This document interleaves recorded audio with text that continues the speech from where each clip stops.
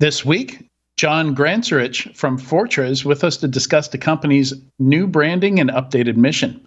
Then Alan Radford from One Identity joins us to talk about the overlooked identity security risks of robotic process automation. Finally, in the enterprise security news, we've got 12 funding announcements. 1Password acquires Passage. Layoffs continue with another round at Cybersecurity. FTC takes action against Drizzly's CEO. Everything you need to know about new U.S. data privacy legislation. Cisco Meraki devices in Russia go pop. Young Silicon Valley workers are in for a shock. Ransomware trends, MFA trends, and U.S. officials say tech companies need to build secure products. All that and lots more on this episode of Enterprise Security Weekly. This is Security Weekly, for security professionals, by security professionals. Broadcasting live from G-Unit Studios in Rhode Island, it's the show where we talk security vendors and aren't afraid to name names. It's Enterprise Security Weekly. Don't leave the door open. Secure your APIs with the Curity Identity Server. Curity allows you to centralize identity management policies with a solution developed by an expert team using well-established standards. Curity facilitates scalable security for apps and websites by offering a unique combination of identity and access management with API security. Protect your users, secure apps and websites, manage API access. Start your free trial today at securityweekly.com/Curity. Customers want fast and frictionless digital experiences, yet also expect protection against breaches, privacy violations, and fraud. Drive engagement by optimizing security and convenience to attract and retain customers. Use the PingOne cloud platform to build, test, and optimize digital experiences. The no-code orchestration engine weaves together authentication, user management, and MFA, all of which can enhance security, drive engagement, and boost revenues. Visit securityweekly.com/Ping Identity to learn more. Welcome to Enterprise Security Weekly and happy National Sandwich Day or World Jellyfish Day. You choose, just don't mix them up. This is episode 295, recorded on Thursday, November 3rd, 2022. I'm your host, Adrian Sanabria, and joining me is the Master of Marketing, the Mayor of Mayhem, Tyler Shields. How are you, Tyler? Oh my gosh, absolutely do not mix those up. I couldn't imagine eating a jellyfish sandwich. That would be absolutely horrible. Just the texture of it alone, like even if the taste was good, the texture, that would be gross. Oh my gosh, it's like the worst possible kind of sushi. Peanut butter and jelly fish. Hey-oh. Hey-oh. Also joining me is the Czar of Zero Trust, the Captain of Content, Katie Teitler. How are you, Katie? A little grossed out, but aside from that, I'm doing just great. Understandably. I'm a big sandwich guy. Between the two, I'd have to go with the sandwich. I have a whole book just on sandwiches. Like, I think it's all the different kinds of bread and ingredients you can put in there. I just love it. So what's your favorite sandwich? It would be hard to pick one, but if I've been doing really good with diet and exercise and stuff like that, and I'm traveling or on vacation, really want to treat myself, and I see a Reuben on the menu, I'm going for that Reuben, and I'm going to enjoy every bite of that Reuben. So it might change on the day you ask me, but Reubens are great. I would make the argument within reason here. I would make the argument that sandwiches are all about the bread. Oh yeah, you gotta have good bread. The right bread, the best bread, like within reason on the meat, right? You can't put garbage meat on it, but assuming similar meat, it's all about the bread. Yep. Yeah, it makes a huge difference. Certainly. Yeah.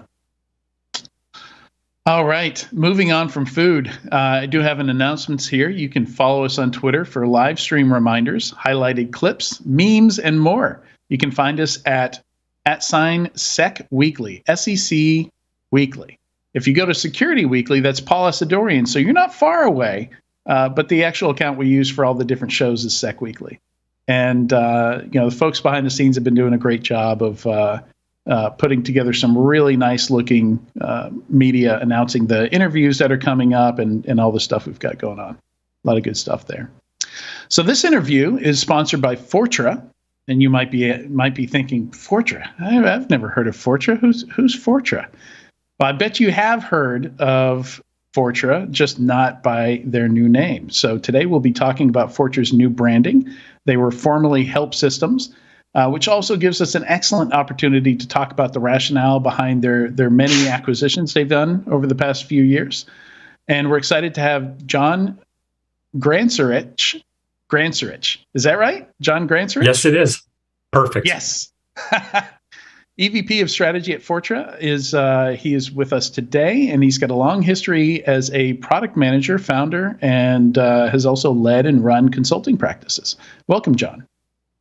Great to be here. Thanks, everybody, for your time today. Super excited. Yeah, so you're very centrally involved in, I assume both the choosing of these acquisitions, kind of the grand strategy behind it. I'm a product manager, and I can't imagine moving up to this kind of meta level of not only managing products, but a bunch of acquisitions and figuring out how those are going to meld together and work with each other. It's got to be either really fun or a daunting task, or both.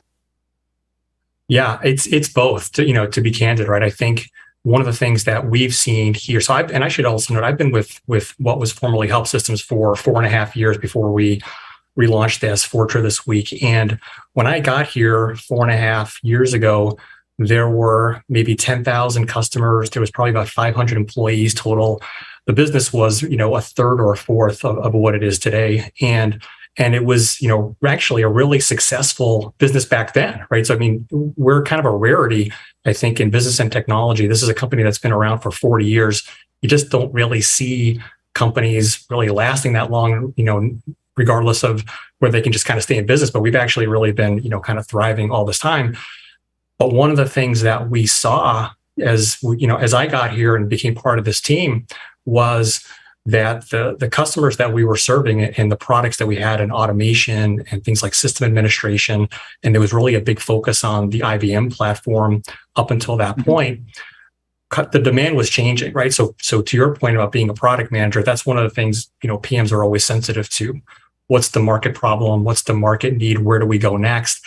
And we were absolutely sensing this pull into security from the existing customers who are saying, hey, we need to think about things more holistically. How can you and the team there at the company really begin to think about that and bring that into the portfolio? So that's really what began, I think, the strategic discussion. Now to your other point about, who's working on this, we're really lucky here. We've got a dedicated, team that focuses on M&A. We've got, a great product management team. We've got a big R&D organization. So all these kind of parts work together as sort of a kind of a complete system, if you will. But that was really what pulled us into it was, we were seeing this market demand and this increasingly complex cybersecurity landscape. And we saw an opportunity to really evolve the company from where it was then into what it is today. So yeah, I remember when Help Systems first started flashing up. First it was Core Security, and then there were a few other acquisitions after that, a few other brands after that. And I remember researching Help Systems and seeing, I think at the time, maybe still, you were the world's largest developer of iSeries or System I or AS400, however you want to. Whichever brand you grew up with, depending on what generation you're from, of iSeries software in the world outside of IBM. So, it kind of makes me curious: is there a hard line between the IBM stuff and the security stuff? Are there synergies between them? Are those like two separate organizations within Fortra now, or is that now seen as like a legacy business in Fortra? Like, what's the future of the non-security stuff at Fortra? Yeah, so the IBM I business is incredibly important to us still.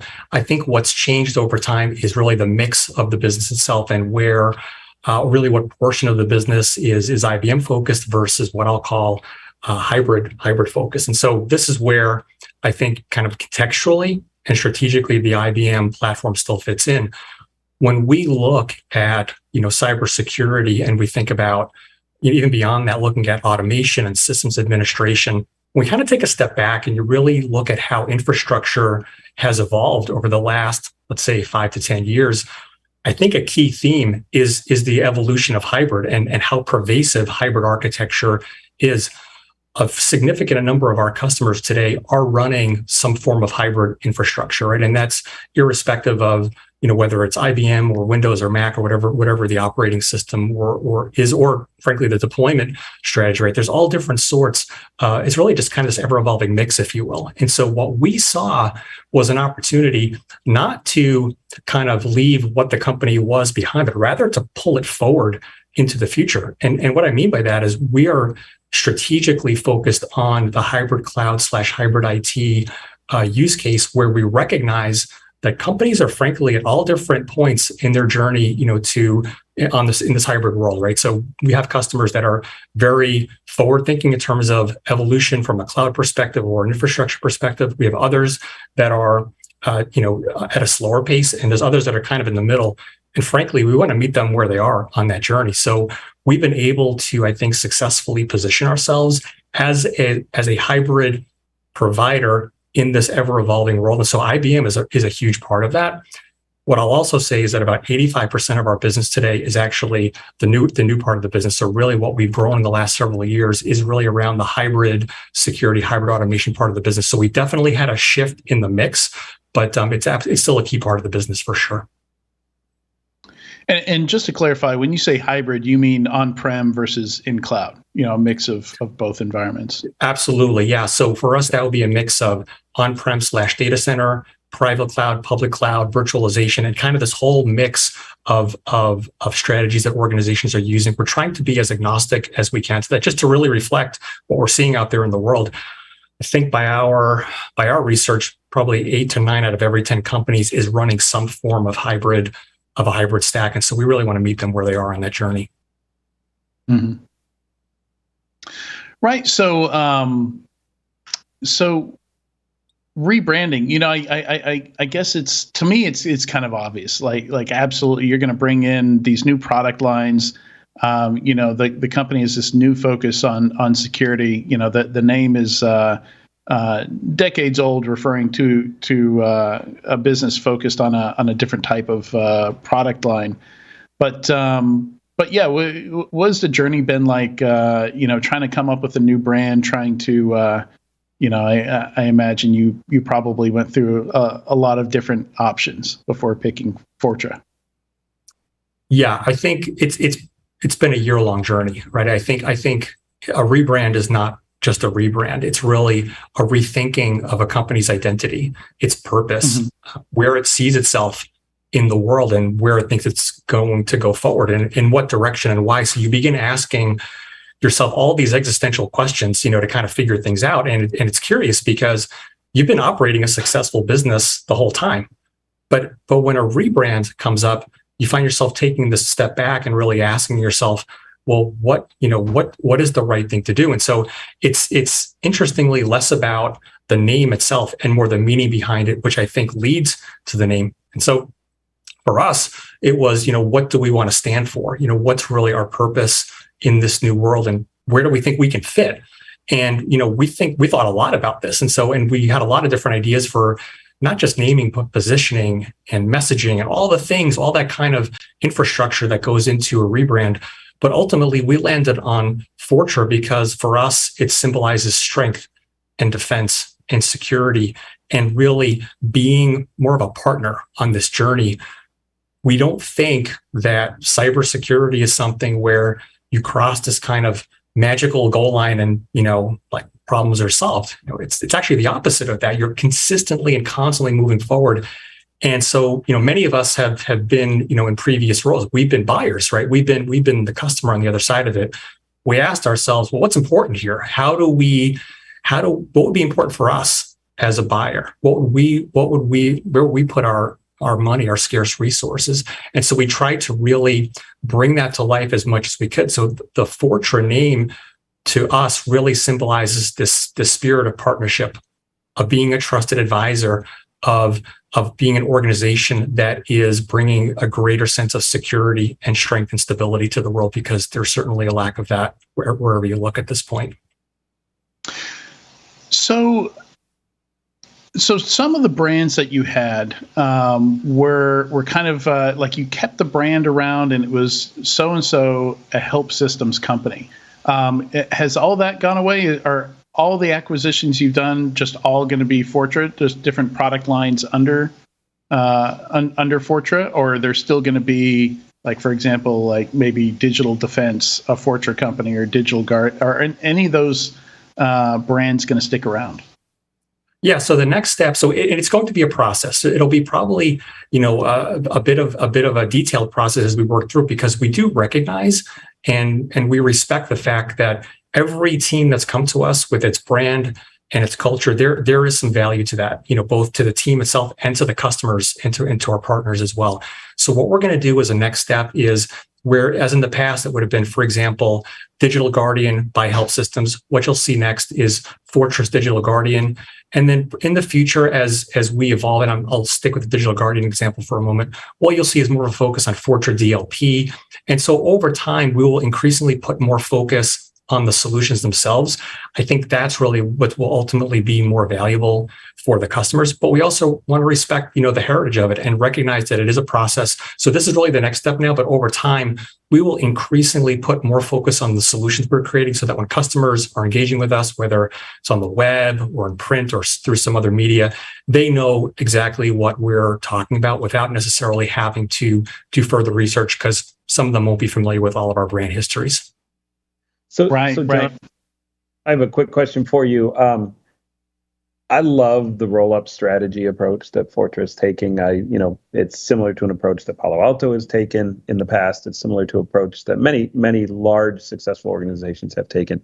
To execute on that, however, you need a really great strategic vision into the future direction of the markets as a whole, in the sense that we believe cyber is being impacted by X, and we're going to put our time, dollars, resources, acquisition strategy behind that vision. Do you have a vision that you can articulate to us, or at least tell us where you think the future direction of cybersecurity is going, and where Fortra may say, hey, this is the future trends that we're chasing, that we're interested in?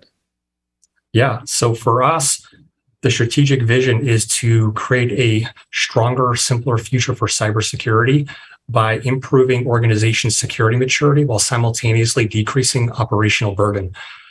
What's interesting to us, as we have really been iterating on the strategy and refining it over the years, is that it's the problems that we hear about every day are problems, but sometimes they're symptomatic of something else. And so when we talk about improving security maturity, decreasing operational burden, it's a reflection of some of what we are seeing out in the market.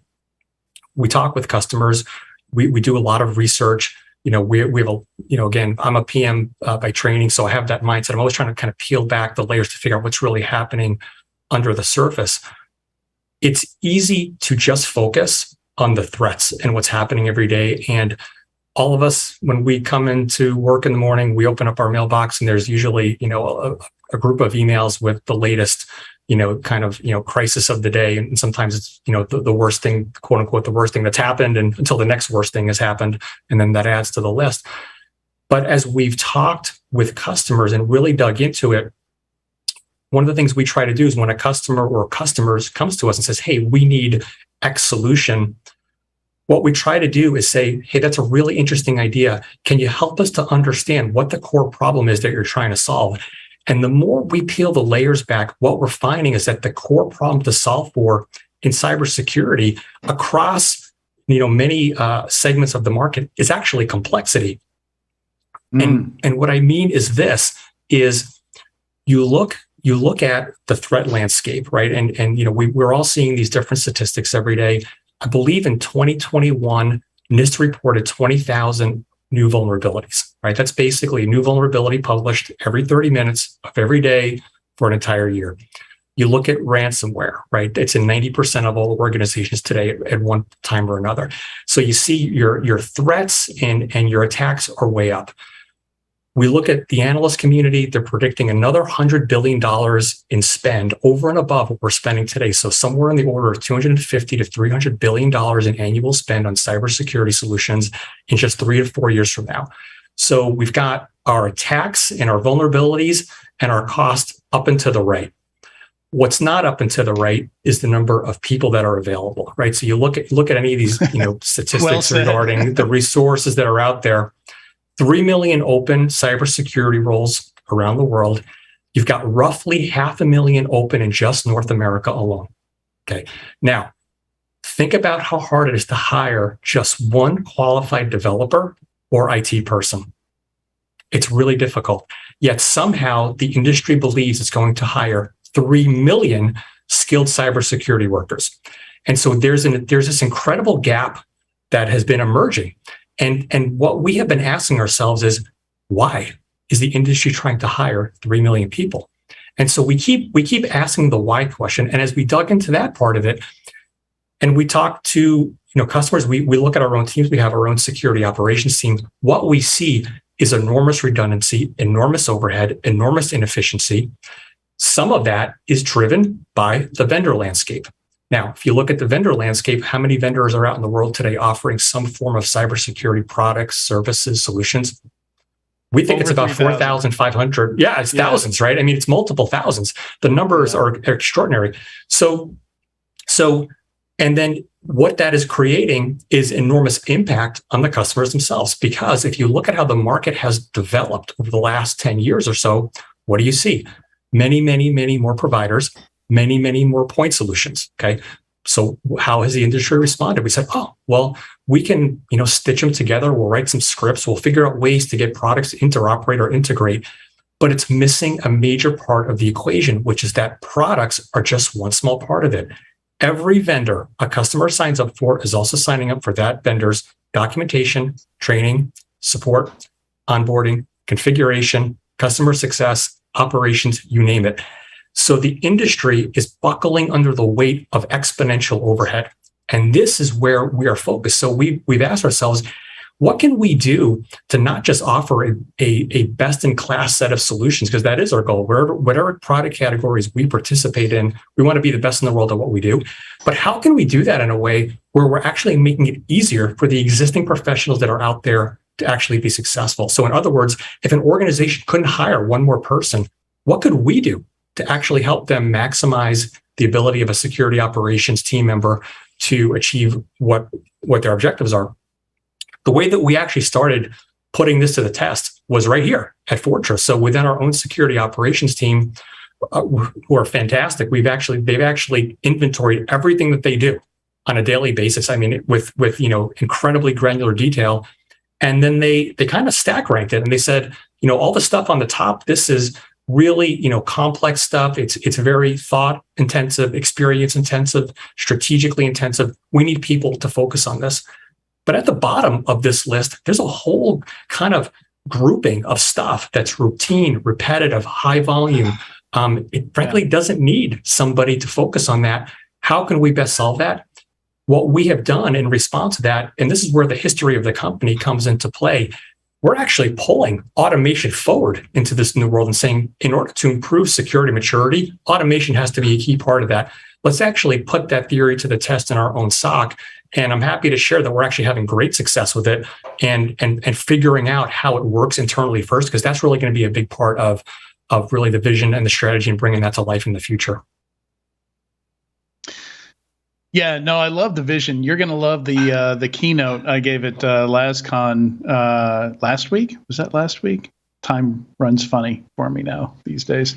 But yeah, I touched on this a lot. I talked about how I've seen so many organizations where their idea of security is, employee one comes in, they sit down, they log into the WAF, they click some stuff, they log out, they go home.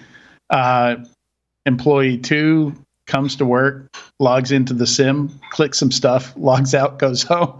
Like it's just like the tools kind of become the job, and to some extent people lose sight of what it means to do security. What the actual goal, what the roadmap of the security organization is. and whether or not they're actually making any progress towards those goals. To your point about maturity, it's very easy to flatline where, yeah, you own a bunch of products and those products are great at generating work for your employees to do, but is any of that actually driving more, better risk decisions or more secure behavior in the organization? It's hard to tell sometimes. It is difficult to tell, and I'll tell you an anecdote from some conversations I had not that long ago. So I was really interested to learn more from customers about zero trust and how they were looking at it and thinking about it. And this is, again, just part of our own learning.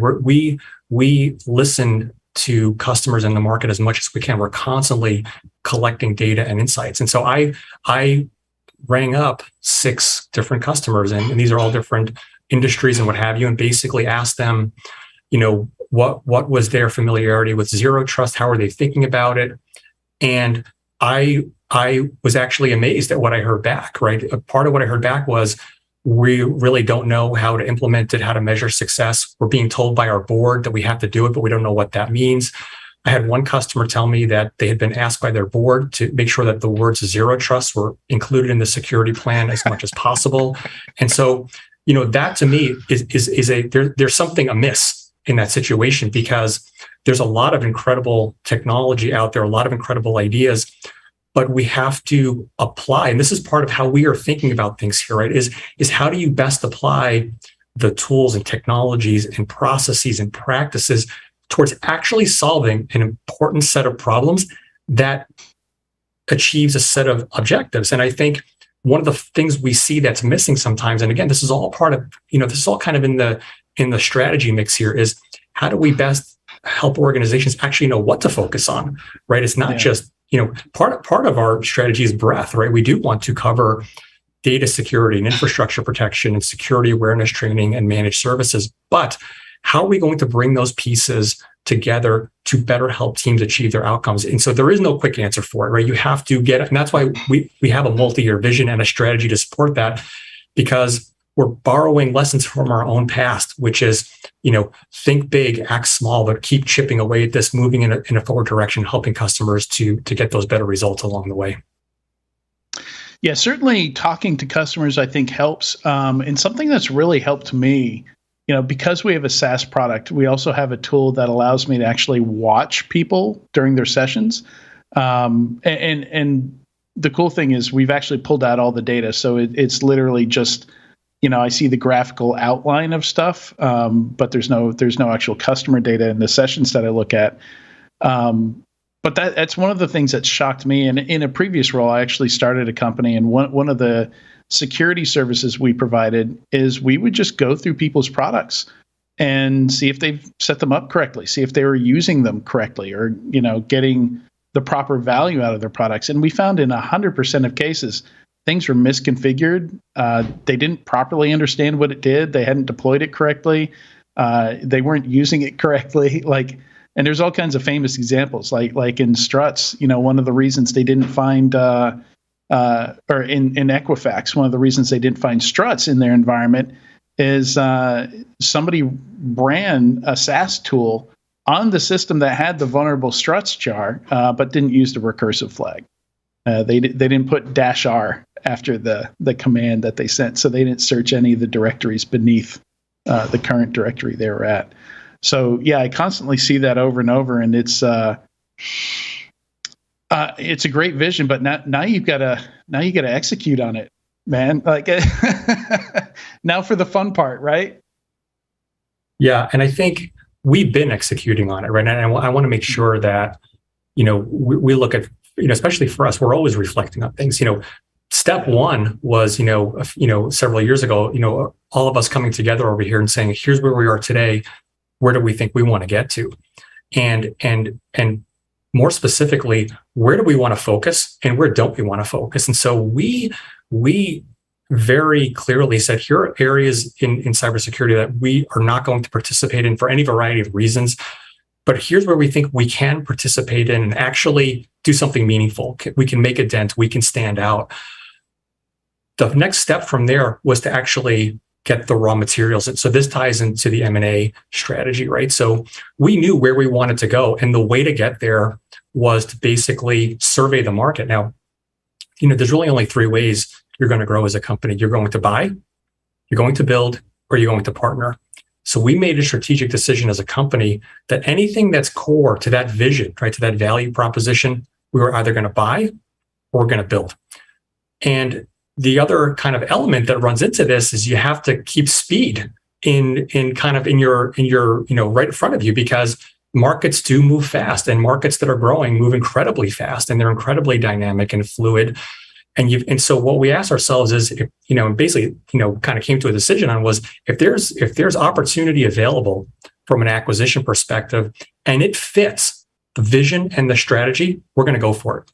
We're going to go for it. And so we've been able to buy that part of realizing the vision and the strategy. But now we're moving into the build portion of it, because what we've learned, and again, from looking at the market, is there's a lot of great point solutions out there, a lot of really good best of breed products, but the platform element of things really hasn't been cracked yet. And yes, there are some platforms out there, and there's some good platforms out there, but for what we are aiming to accomplish, there's actually nothing that we have seen that we could go out and buy. So this is where the build part comes in. So really what we're doing together to help bring that to life is it's a combination of buy and build working together. So right now, what we're doing to really kind of push this to the next step is we have a platform team. So we have a dedicated platform team here at Fortra.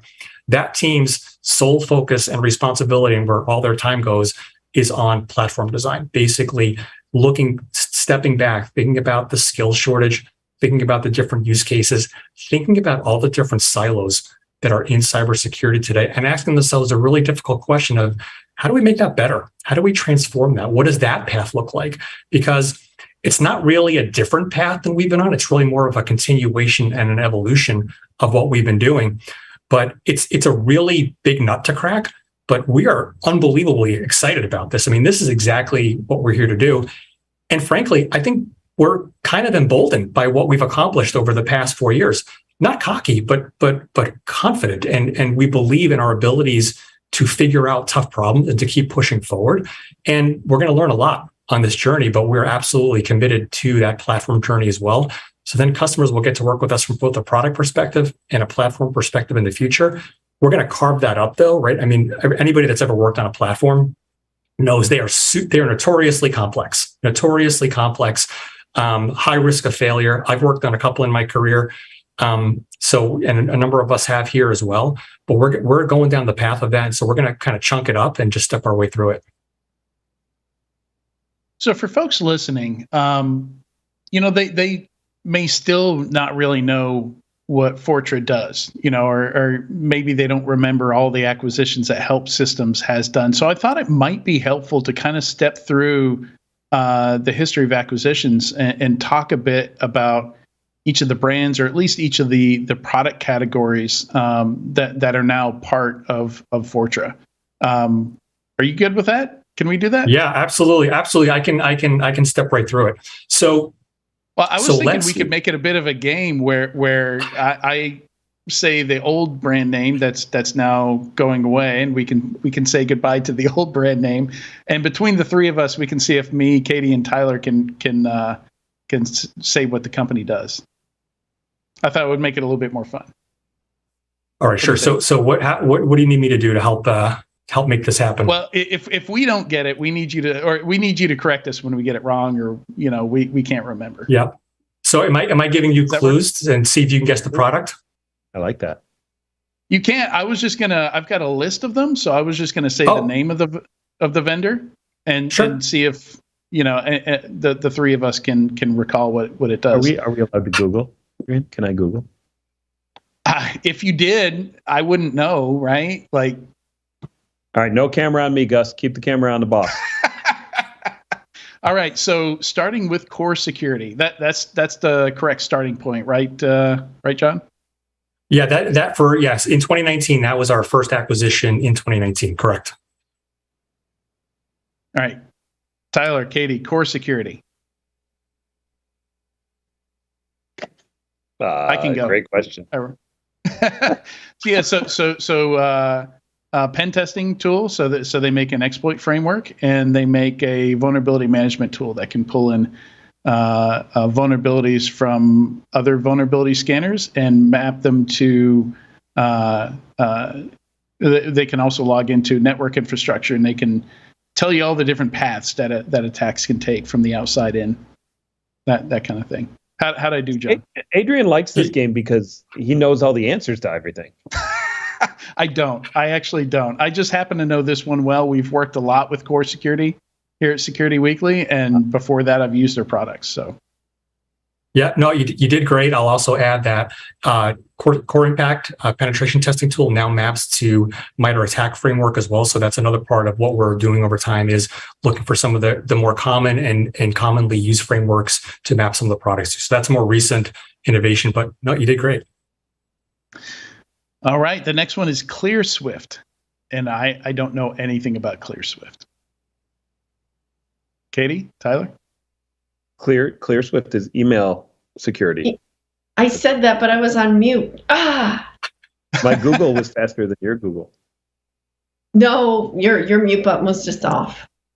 Wait, did you Google? Did you cheat? I definitely cheated. How'd we do, John? Tyler. Email security? Yep. So ClearSwift is email security, particularly businesses built around a secure email gateway, which is very widely in use today, especially with defense and government agencies. But I think Katie got that one. Awesome. Adrian 1, Katie 1, Tyler 0. Or no, wait, Tyler got that one. No, but, I got that. Katie faster. was on she mute. Didn't unmute fast enough. I was on mute. Okay, Cobalt Strike. Come on, guys. Cobalt Strike. Wow, it's been a hot minute. Hold on. Breach and attack simulation? Close. I want to see your threat hands, emulation. Tyler. I want to see your hands. Cyber threat emulation. Yeah, That's because you Googled and then you showed your hand. yeah. Take the simulation off. Yeah, there's no simulation with it though. It really You does Google, the thing. It says cyber threat emulation when you Google it. Oh, threat emulation, yes, but not attack simulation. No, it's actually doing the. It's actually doing So I would think it pairs well with Core Impact because in addition to, I think it has somewhat of an exploit framework, but it's better known as like a command and control framework. So they have implants that you can install and stuff, and then kind of like Meterpreter and Metasploit, where you can kind of land and expand in an environment. So another pen testing tool. How do we do, John? Yeah, Adrian, you got that one. What I'll add on that is, so Cobalt Strike is really adversary simulation, and it is a command and control framework, right? It uses beacon technology. It also is integrated with Core Impact. So the way that customers are often using both solutions is they'll use Core Impact to find an unpatched vulnerability or turn it into an exploit. That exploit can then be passed to Cobalt Strike, and Cobalt Strike can basically be used to determine how far can we take this exploit inside of an organization's infrastructure. So really powerful combination that a lot of our customers are using successfully together. Adrian, I only know certain markets. You know that, right? Like I know AppSec, right. I know 2 or 3 markets. The other ones, I got nothing. I got to Google. Oh, okay. All right. Yeah, I'm going to start playing on Tyler's level if we're keeping score. We'll have to. We need to speed up a little bit to get through these. Next one is Bolden James. I think I know this one. What was this one? I didn't even hear it. Bolden James. B-O, like bold. Data classification and secure messaging. Yeah, I didn't even know how to type that one. Yeah, I was going to say e-discovery. I thought they did e-discovery. Yeah. So 1 point to Katie on this one. So Bolden James and Titus were actually the number 1 and number 2 data classification products out on the market. We actually acquired them on the same day. And so basically classification is really about assigning a unique identity and or value to a document so that as a document moves throughout a system, whether it's through DLP or other data protection or management tools, it can be treated and managed appropriately. It can be secured. So for example, you might classify one document as restricted, maybe a very, very small group of people can have access to it or be able to move it around, while another one might be public, and that would obviously have a different set of policies and rules attached to it. Okay, yeah, I knew Titus did that, but I didn't realize Bolden James did that as well. Yeah, very cool. Yeah, Bolden, very, very pervasive outside of the U.S., so that was really what the strategic rationale was. Titus was really big in North America. Bolden James was very big in EMEA, and we brought them together. Brilliant. I didn't realize they were both on the same day either. That's very cool acquisition. Yeah. Yep. That's our amazing M&A team. Next one is Vera, and I do not recall what Vera does, but I am familiar with the name. I've forgotten by now, though. Shall I give the team a moment? A Fortra brand. Protects your sensitive files everywhere as they travel. Data security. Encryption, data encryption.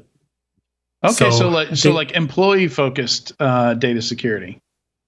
Yeah, so think of the category that we would call it digital rights management, which can be a little bit of a difficult term to work with. Really, what it is it's file level protection wherever the file goes. And what I mean by that is this: is if you think about how data travels, organizations typically do a really nice job, or they're attempting to do, as good of a job as they can at securing and protecting data, as long as it's somehow under the organization's influence and control.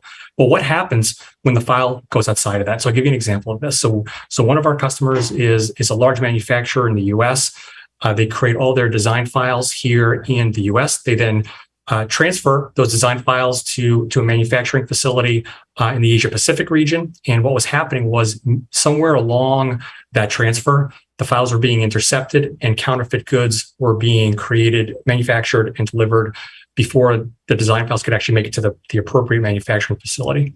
This organization uses Vera to basically protect their design files in transit, so that even if, or maybe I should say when, those file transfers are interrupted and attacked, the file is still protected. The beautiful thing about it too is rights to that file are actually centrally administered by an administrator back here at the organization's headquarters in the US. So the administrator, regardless of where that file is, has complete availability and ability, I should say, to control access to the file, even when it's outside of the organization's domain, which is super cool. All right, we're gonna have to do a lightning round here. I'm gonna fire through a few of these that I know off the top of my head, and then I'm gonna leave the rest that I don't know to Katie, Tyler, John, whoever knows the rest here. Go straight with John for all of them. Let's hear his rapid response. Okay, you good with that, John? But yeah, sure. Let's do it. It's got to be a short answer though. I'll make it quick, really quick. All right, File Catalyst. File Catalyst is file acceleration for large files, especially in the media and entertainment industry. Digital Defense. Digital Defense is vulnerability management, vulnerability assessment and management, and threat assessment as well. Beyond Security. Beyond Security is also vulnerability assessment and management, and we are bringing Beyond Security and Digital Defense together into a single VM solution. And the way I think of it is Digital Defense is network scanning and Beyond Security is more AppSec, right? Yeah. Good way to think of it. Agari.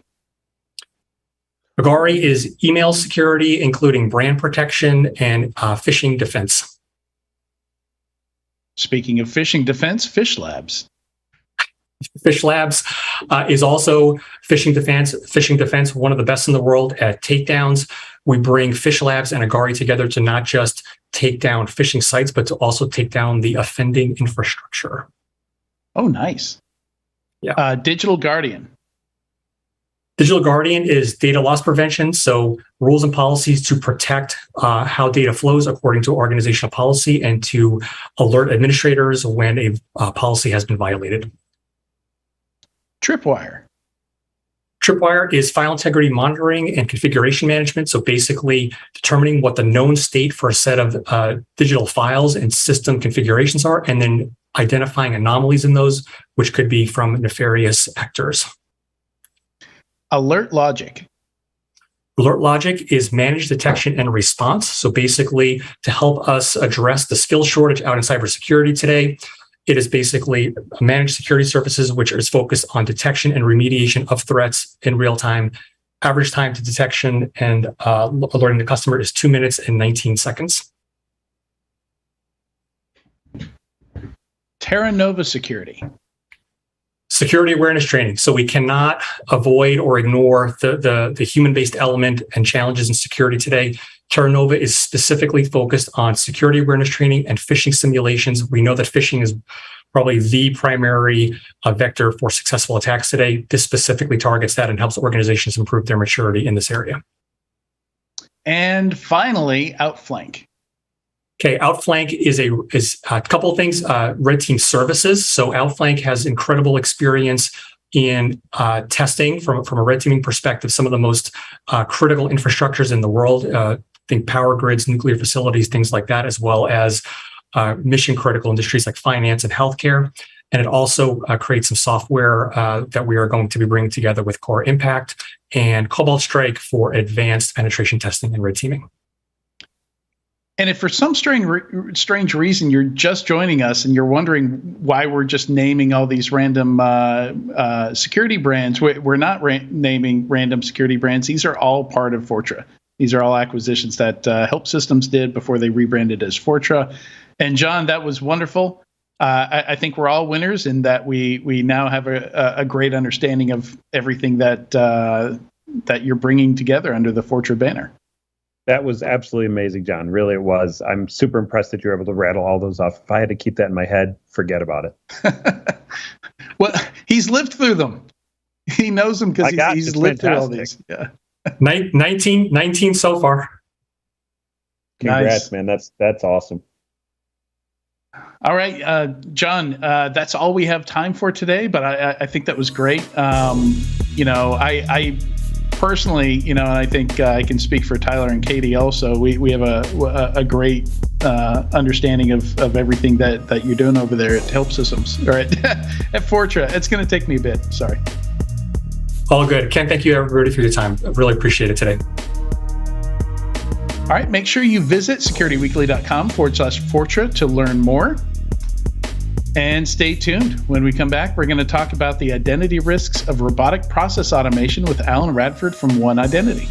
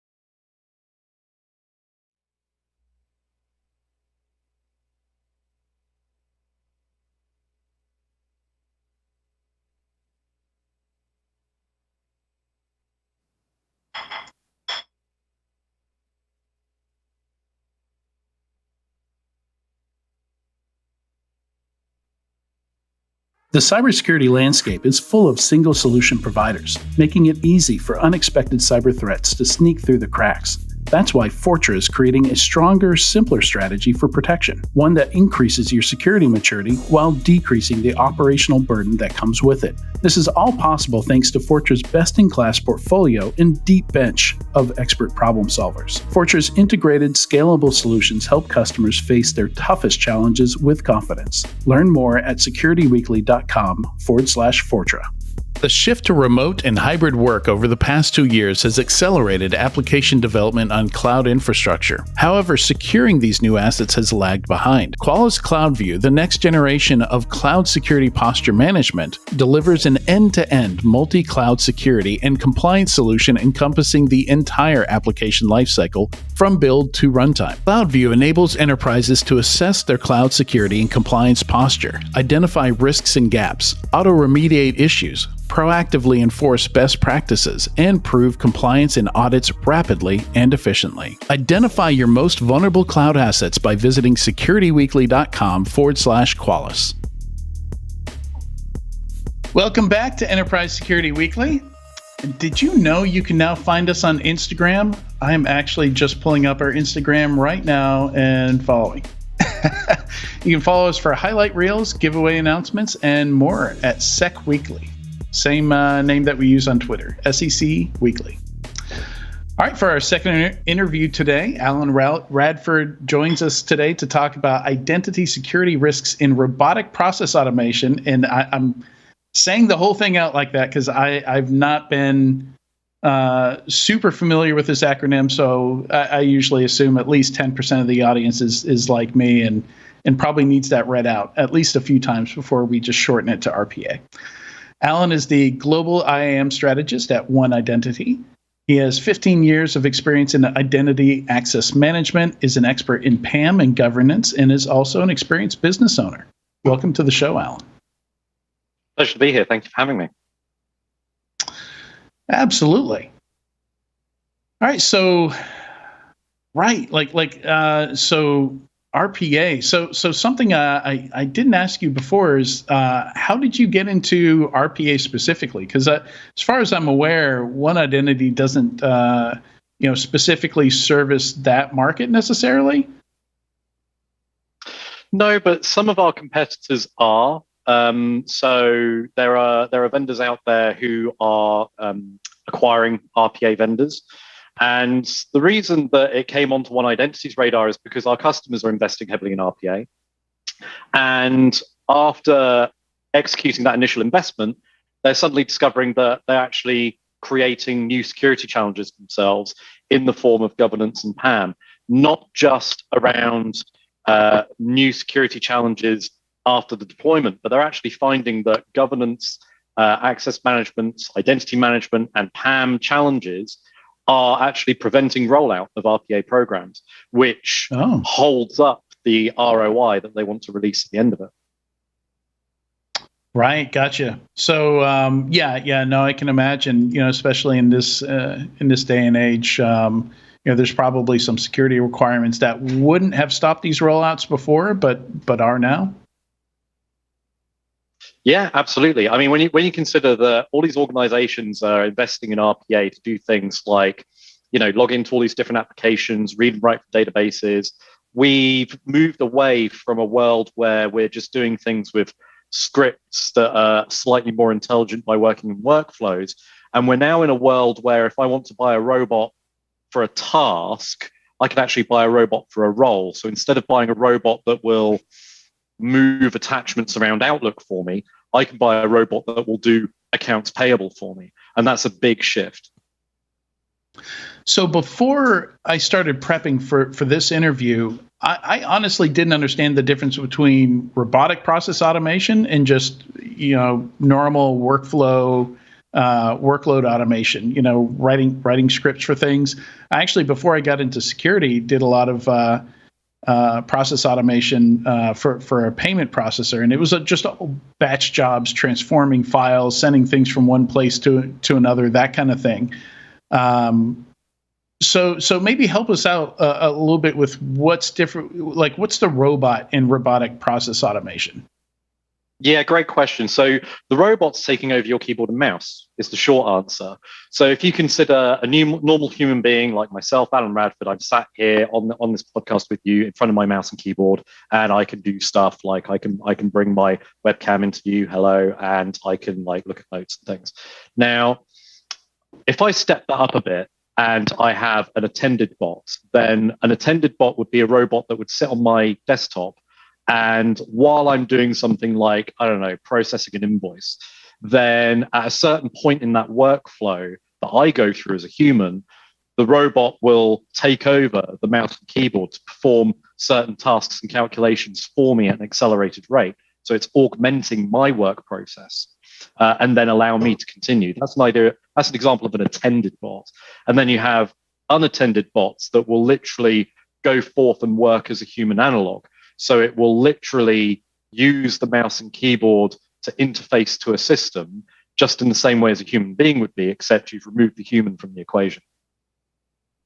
So just to kind of echo back at you to make sure I understand this, there's software that maybe doesn't have an API or something you need to do with it, doesn't work with an API or doesn't, no API exists for it. So you need some automated software to use software that was designed for a human to use, where there's graphical UI and UX. You need to use keyboard and mouse. So that's where you would get into RPA, correct? Yeah, and you can mix and match. So consider, if you will, what we just said about how you like make a piece of code to just execute in a workflow. Well, what if I said to you, hey, look, I've got a process whereby I need to log into two different mainframes, like a RACF and something else, and then I need to log into three different web interfaces, and I need to log into a Windows device to read something from a database, and then I need to ping off an API as part of a complete end-to-end process. Now, to script that out could be challenging, but what if I could codelessly drag and drop and construct an automation to go off and do that for me? Or better yet, what if I just put a listener on and just literally look over the shoulder of a human user going through that process, and in so doing, teaching the robot by showing and allowing it to take over? It's a very cost-effective way of automating things without having to go through the coding process. Okay. Yeah. No, that's pretty clear. And who are the big vendors in this space, in the robotic RPA space? So shout out to our partners. So at One Identity, we work with who we call the big three RPA vendors, which would be UiPath, Automation Anywhere, and Blue Prism. Between them, they have the majority of the market share for the RPA markets. They're the most well-known brands in RPA. And so they were the first people that we integrated with, partly for that reason, but also a lot of their customers are coming to us and asking us, hey, look, how do we secure these robots? And so help us understand what the risks are in this case. Like, I imagine already, you've got a piece of automation emulating something that a human would do. Kind of the first thing you've got to figure out there, like as a pen tester, I don't think you necessarily consider it RPA, but certainly for web app testing, one of the tools you often have, scanning a website or something like that, is you can have it remember what you do as you go through a website and you click on things, and you can actually create kind of a workflow for it to repeat, or to help it learn the website. But the first thing that's always tricky with these DAS tools and these web-based pen test tools is getting it to log in correctly, which can be a hassle. I think to put a word on it.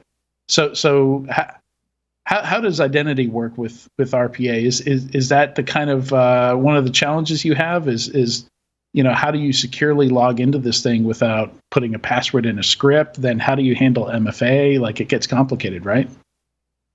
Oh wow! How long have you got? So, so let's go back to the example of, like, you've got a couple of mainframes, a couple of web interfaces, a Windows box, and an API. Okay, now it's very unlikely you're going to use the same account across that entire process. So that one bot example is going to use multiple accounts. Okay, so we've got, I don't know, let's say, I can't remember what I said, like 2 mainframes, 3 web, 1 Windows, 1 API. So you're talking about like 7 accounts. Okay, now those might not even be accounts. For the API, you might just use a certificate, something like that. Okay, but let's assume it's accounts for now.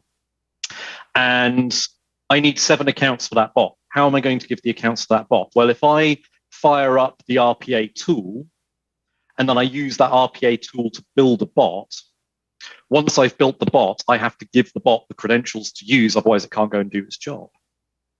Now, once those credentials get issued to that bot, the bot breaks if the credentials change. So you need to continue to update the bot when the credentials change. And that's like, I've overstepped the whole topic of provisioning those accounts in the first place once the bots are created. But let's shelve that for a moment. So once the bot has those accounts, it goes off and uses those accounts. If the credentials change, the bot needs to be updated to that change. And that's without giving consideration to the account you're using to log into the bot platform to build and orchestrate the bot anyway. So you've got a scenario of a puppet and the puppeteer. The puppeteer is using an account to go in and manufacture the puppet and pull the strings. And then once the puppet goes off and does its thing, it needs to go off and use all of these different accounts. Those are the challenge. That's just really just scratching the surface of some of the challenges that we solve at One Identity, not just in how to create those accounts in a streamlined fashion that means that the bots can be created and brought into production frictionlessly, but also how do we not disrupt the bot? Because bear in mind, the whole point of using bots usually is for acceleration, automation, acceleration, freeing up human time, and in so doing, creating lots of return on investment. And the more time you take out of that bot operation, the more you reduce that ROI. So those accounts need to be managed in such a way that it doesn't obstruct the bot from doing its job. So can you do that in a way where you don't reduce the security of the account, right? Like one of the challenges with APIs is that an API key is a piece of authentication that's very easy to use. That you don't get challenged on a second factor if you don't have any controls around who can use that key or where it can come from. It's very dangerous to lose an API key. So, something like I think of it as a service account. An account that exists maybe just for a bot or something like that to log in and do things. Can you still have more secure authentication like MFA, or is that just not an option with RPA? Yeah, so some of the RPA vendors will allow you to use MFA, but you've got to find a way of giving the bot the ability to access the token. Now, bear in mind the robot itself is a human analog, and it's using a keyboard and mouse. It's KVMing basically. So that means that you could.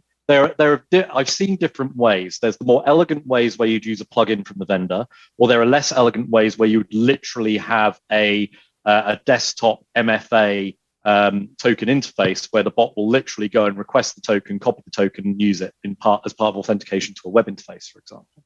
So there are ways and means. Like as we all know, MFA is a baseline, low-hanging fruit to be more secure in the first place. But when you start automating, like bear in mind, the whole point of MFA is to have more than one factor, hence the term multi-factor.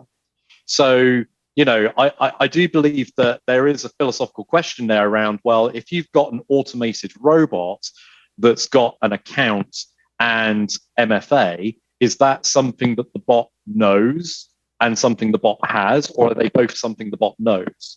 And I think that becomes a gray area when you look at the acceleration of that automation. And it raises the question, is MFA enough for RPA? The answer, in my opinion, is no, because it's very unlikely you're just going to have one bot. And in order to have bots at all, somebody somewhere has to build them. So you're always going to have that exposure of one puppeteer in control of multiple puppets, and how those multiple puppets use either their own accounts and their own MFAs or shared. Okay.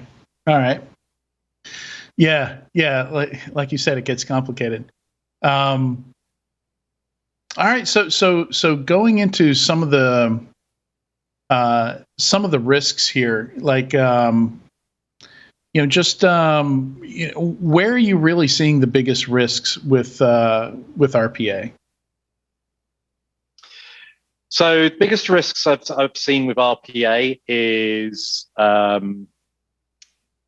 I'll pick on the HR database. Human resources was designed for human resources. It was not designed for non-human resources. And when you consider here at One Identity, when we engage with customers, we're typically engaging with the security area, the risk area, often the leadership. When you're engaged in terms of selling robotic process automation, you're typically talking to line of business. So you're talking to people like IT, supply chain, and so on and so forth. Human resources, finance, legal, all of them. And when you're doing that, you're selling automation in the context of being codeless. Now, what's the best way to get that up and running? Is the best way to get that up and running to go through some form of security approval to get it signed off? Or should I just say, well, these 3 robots that I'm creating for my department, okay, they're going to be Alan, Steve, and John. And I'm going to go and create them in HR. And there are public studies out there from some of our customers, some of the RPA Companions customers, where they advocate the success of their RPA programs by creating the robots, starting as a human resources record. Okay, and that's great because by putting them in human resources, they then get provisioned their own accounts just like a normal human user would, and then they go off and do their thing, and they're just automated. However, what's the date of birth? How many people in your human resources system were literally born yesterday? Would you care if that was the case? Perhaps not. If they've been provisioned into payroll, now would you care? If they've got sort codes and account numbers, now would you care? Who's going to ask the puppeteer what the hell's going on? And that comes into the scope of ownership as well, where who is responsible for this robot? If you put myself in HR, okay, my boss, Larry Chinsky, God bless you, sir, is my manager. Now, from an identity perspective, we could perceive him as my owner in that context when we talk about things like approvals and so on. Now, when you put a robot into human resources, is the owner of that robot the department head? Is the owner of that robot the person who built the robot? Is the owner of that robot the person who is using the robot on their desktop? That is an open question that needs to be answered before you can determine what is and is not compliant. And that's before you get into the weeds of, okay, well, what happens when that bot is destroyed? Or do we actually reconfigure that bot for a new purpose? And then when it's in a new purpose, does it move in HR? Does anybody tell them? The rabbit hole gets quite deep when you start pulling on these threads. So you have a situation where you're using a system designed to manage human employees, but because RPA, these bots emulate human employees, they're also set up in the same system as if they were human employees, right? So now you need a different onboarding and sunsetting process or something like that. Is that about right? Yeah, well, if you're interviewing robots, you're doing it wrong. Like when we want to employ somebody, we've got to raise a rec, we've got to raise a head count, we've got to determine the salary budget, we've got to go and collect resumes, interview people. There's health and safety considerations. They've got rights, okay, time off, working day, basic stuff like that we take for granted. A robot has none of those things. Okay, we don't care if a robot has a start time and an end time to its working day. Part of the benefit of doing it is that it can work 24/7 because there's no health and safety regulation here because it's not alive. And then we start getting very much into the Terminator type conversations, right? But that's the fundament of it. you've got an entire department and system designed to manage a resource that is a human. And when you take a non-human entity and expect that to be managed in the same way, the fundamentals break down over time. Right. And another thing that I think we discussed is the question of separation of duties. If you don't only think about the bot, but like you said, whoever creates and manages those bots. Like if you had a bot that did accounts payable stuff and also accounts receivable, that would be bad from an internal fraud or embezzlement type scenario. Well, I would say to that, how would you know? Like, you're absolutely right in what you say, but to the listeners, how would you know? If you consider a normal human user, okay, myself, you might give me accounts payable, but you're not going to give me accounts receivable at the same time. Certainly, if my role changes in the future, then fine. But I'm never going to hold those two areas at the same time, okay? Because you don't want me to print and sign checks on your behalf. Now, if I'm a privileged user, and let's be clear about what I mean by that. Like somebody once said to me, a normal user uses a system, a privileged user changes the system. That's an older vernacular, but it fits conveniently because it's now a risk conversation. But it fits conveniently for what we're describing here, because if I've got the admin credentials to the back-end database of both those systems, and I'm interfering with the accounts payable database yesterday, and today I'm in the accounts receivable database, is that a problem? How would you know? Now look at it through the lens of a robot. The robot can be doing both those things. A robot might be using accounts payable or accounts receivable as part of that robot's role. I might have one robot for one and one robot for another. To your point, I might own both those robots, which presents a conflict of interest, a toxic combination, because me as the puppeteer have my puppets in both accounts payable and accounts receivable. I might simply be the owner of those robots in terms of the person who is stopping and starting those robots, perhaps, or they might be attended in terms of working on my workstation. They may be unattended, in which case they're going off to do their own thing. Either way, there is a developer who may or may not have developed both of them. And there may or may not be an owner from a compliance standpoint who's signing off the work that those bots are doing. Now, that's from a front-end perspective. From a back-end perspective, bots are always also being used as well. So there's also the concept of the bots performing privileged tasks as well, interacting directly with the databases. Now, you've got the challenges of more basic scripts. If you've got scripts interacting with both those databases, then you need to be able to have visibility and control over how that's happening, visibility of what's happening, and of course, being able to prove and manage the accounts that are being used in that chain. But the same applies to the robots as well. The robots in that privileged backend also themselves have a puppeteer, an orchestrator, and that separation of duties has many layers to it because of the front end and the back end both being automated.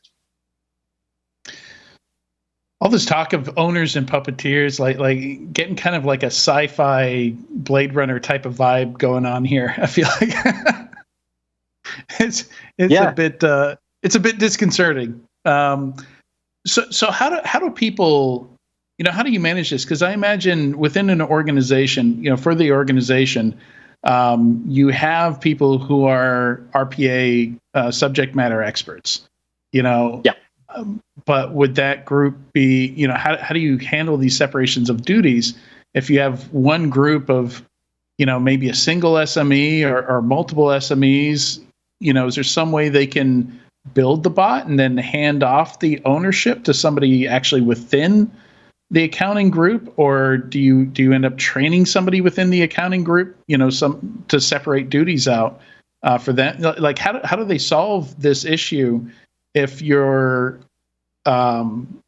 RPA specialists are all within a certain group, like maybe under IT? I would assume.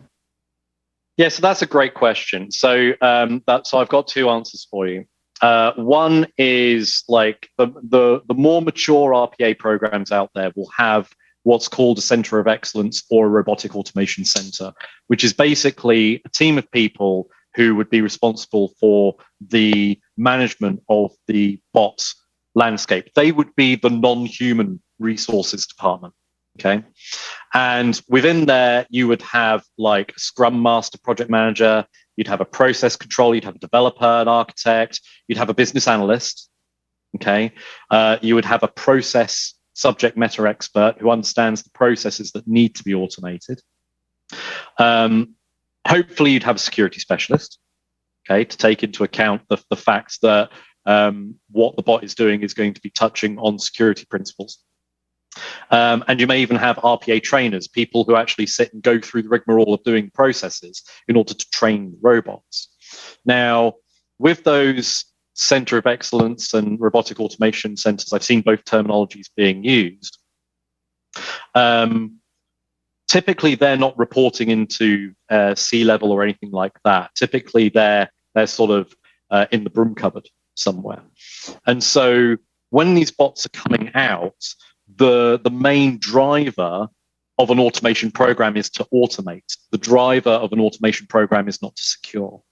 And so that's where the alignment of identity comes in, because you're essentially talking about a virtual identity, which leads me on to the second answer I have for you, where I've seen a number of customers here at One Identity who would actually treat this in what I feel is a much more mature view, which is to simply take a step back and go, well, if human resources is creating a role and going out and placing a human individual into that role, and I'm automating the role, then surely that means that the role itself has become a class, and the orchestration of that role has become an object in the form of the robot. Because I can snap my fingers and have 10,000 Alan Radfords start doing the automation straight away. I can't snap my fingers and go and get another physical human Alan Radford to replace me. Like, it's a piece of work, and I'm sure, God bless you, Larry, that's not going to happen.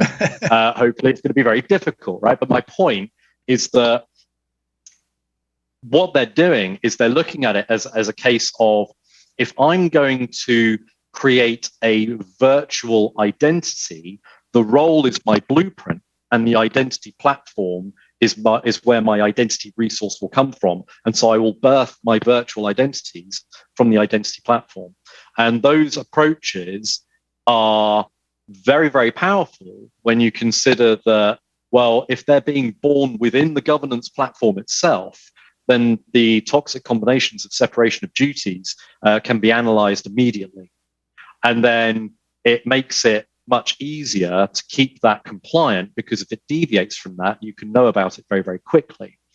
When you look at that through the lens of privilege access, that also gets very, very interesting when you consider, if you're monitoring the behavior of the robot in flight, being aware of if the robot's behavior changes, then it means that a bot developer, or in some cases another bot, you know, I've seen instances where robots themselves are created by other robots, okay?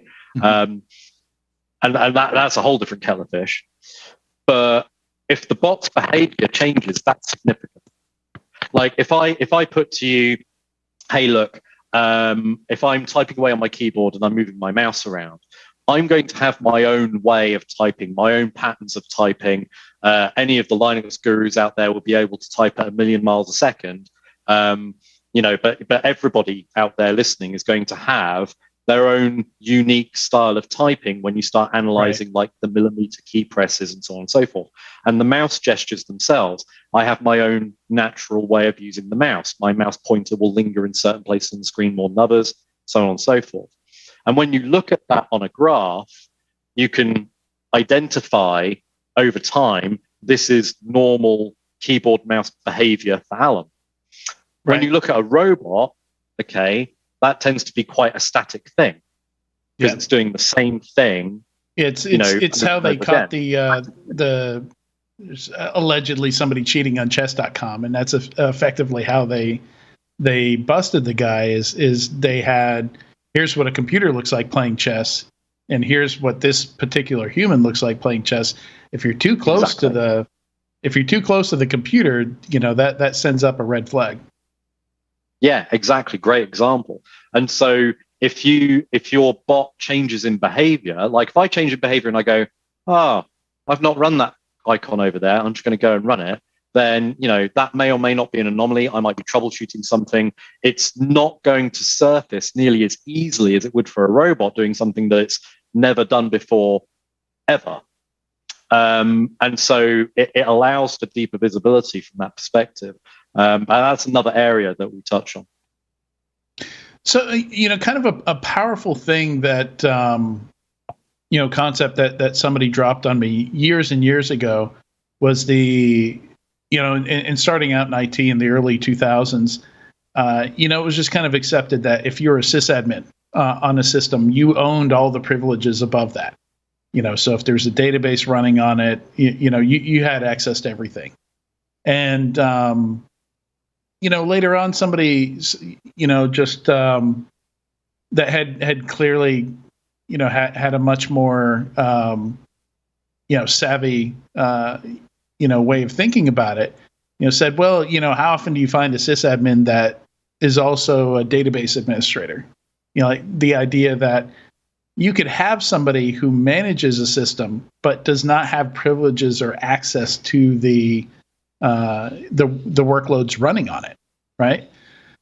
And I wonder if that's is that an option here where you can create and manage a robot, but you don't actually have access to the credentials that robot uses, right? Absolutely. Yeah, absolutely. So that was actually one of the first use cases that we developed here at One Identity to manage robots in production. We had a customer come to us and buy our privileged access management solution, and it was bought for no human users whatsoever, literally just for robots. And the use case was that, hey, look, if I have a bot that's been created, rather than give the bot the account that would statically live in the RPA platform itself for the bot to use, I want the robot to go to a password vault, retrieve the credential in flight when it needs to use it, not like just take it and keep it static for like a day, a week, a month, a year, whatever. But as and when it needs to do the task, go and get the password, use it, and then once it's completed the task, password's reset. The person who built the robot has no way of ever knowing what that credential is. And even if they did, if you're cycling those credentials out on every use, then you kind of limit the risk there as well, right? Yeah, because they don't have the time to react, because the robot can operate much faster than a human can. Right. Something else we talked about is privileges remaining static as well. So I love this idea of throwing away credentials when they're not needed. If it's a robot's doing something, they don't have to. I mean, they don't even have to remember the password if the identity management solution is handing that credential to them, kind of just in time. But how does that, can that also apply to privileges as well? Yeah, absolutely. The whole stack. Bear in mind, and again, the example I used earlier, where you've got like multiple applications in one process thread for a robot. Depending on what that process is, and the same bot might be doing multiple processes, I might add as well. There's nothing to say that the robot even needs the account to exist at all times. It may be that an account doesn't need to exist until the bot is going to do a particular thing. Very much depends on the process. So you can have zero standing accounts in some scenarios. And then when it comes to zero standing privilege and the whole, say it with me, zero trust scenario, which is like, if you've not heard of zero trust, then welcome to the real world. It's one of those things where zero standing privilege is like the new MFA best practice. It's like, if privileges are just sat there doing nothing, ask yourself why, because that's an attack vector. And when it comes to robots, those privileges may be better off being static in some circumstances, but they should be reviewed periodically. And in those scenarios, you might want to have the bots operating within a change window so that you can actually have that pulse of whether those privileges should exist or not in a static manner. But typically in an RPA process, the privileges don't need to exist until the privileges themselves need to be used. And being able to have that variable trust from 0 to 10 or 0 to 20, avoiding 0 to 100 where you can, because rarely do you need to give all privileges for everything for a task. That's not so much the case anymore. Right. That unless is you've just been lazy more sleek and elegant security solution. Yeah, I was going to say, unless you've been lazy and haven't worked out I think that's where we see a lot of the issues is there's a fire, somebody doesn't have time, it's not working. Easiest way to get it working is just give it all the privileges, right? Oh, honestly, in the previous life, my early days as sysadmin, you walk into a domain forest of 100 servers, and you just need to fix one of them. Somebody goes, "Oh yeah, here's the enterprise admin credential." It's why are you giving me literally everything when I just need to do that one thing over there? I want to say those days are gone, but I can already hear some listeners frowning and thinking, "Yeah, okay, that does sound familiar." Yeah. No, I love the idea of the ephemerality. Very, very kind of DevOps seems very DevOps inspired. Where and I think from DevOps, it was all about cost and performance, right? Like if a resource didn't need to exist, and you're paying for it per minute or per hour, you would destroy it. You get rid of it until you actually needed it. And it just so happened that had security benefit as well, because if a resource doesn't exist, it can't get hacked, or if it exists for a very short amount of time, again, it's difficult for a human to abuse something that only exists for 10 minutes or whatever the length of time might be. But I love those principles applied in this case, because anywhere you're doing automation or anything like that, it's if you don't need something to be static and persistent and exist forever, then it's probably not a good idea to set it that way. Yeah, absolutely. And you touched on an interesting point around DevOps, because there are robots out there that might exist in DevOps toolchain. Quite often, robots would be born out of the DevOps toolchain. Actually, that whole CI/CD process where when your bots are created, you're going to put them through that testing and QA before they go into production anyway. But I feel obligated to point out that one of the things that's really resonated with our customers when we talk to them about DevOps and PAM is that you need to consider that there's a fundamental difference between a DevOps secret and a PAM secret. PAM secret tends to be a credential that tends to be longer lived. A DevOps secret tends to be a token that tends to be much shorter lived. And RPA is this sort of horrible hybrid use case between the two, where a robot will want to use credentials at quite a high speed. But at the same time, you also have robots that will want to use tokens as well. And so there is a bridge the gap there, which is one of the areas that we operate in as well with one of our other partners, HashiCorp. Well, you say high speed, but just thinking back in cases where I was doing screen scraping and stuff like that, I imagine you do find cases with RPA where you have to put in intentional delays, because if you try and send a keystroke or text into a field too quickly, the screen hasn't loaded yet and it just fails, right? Yes, absolutely. And all those challenges still exist. Luckily, at One Identity, we're able to go, sorry, guys, not our problem, and push it back on the COEs and or Center of Excellence, and the robotic experts.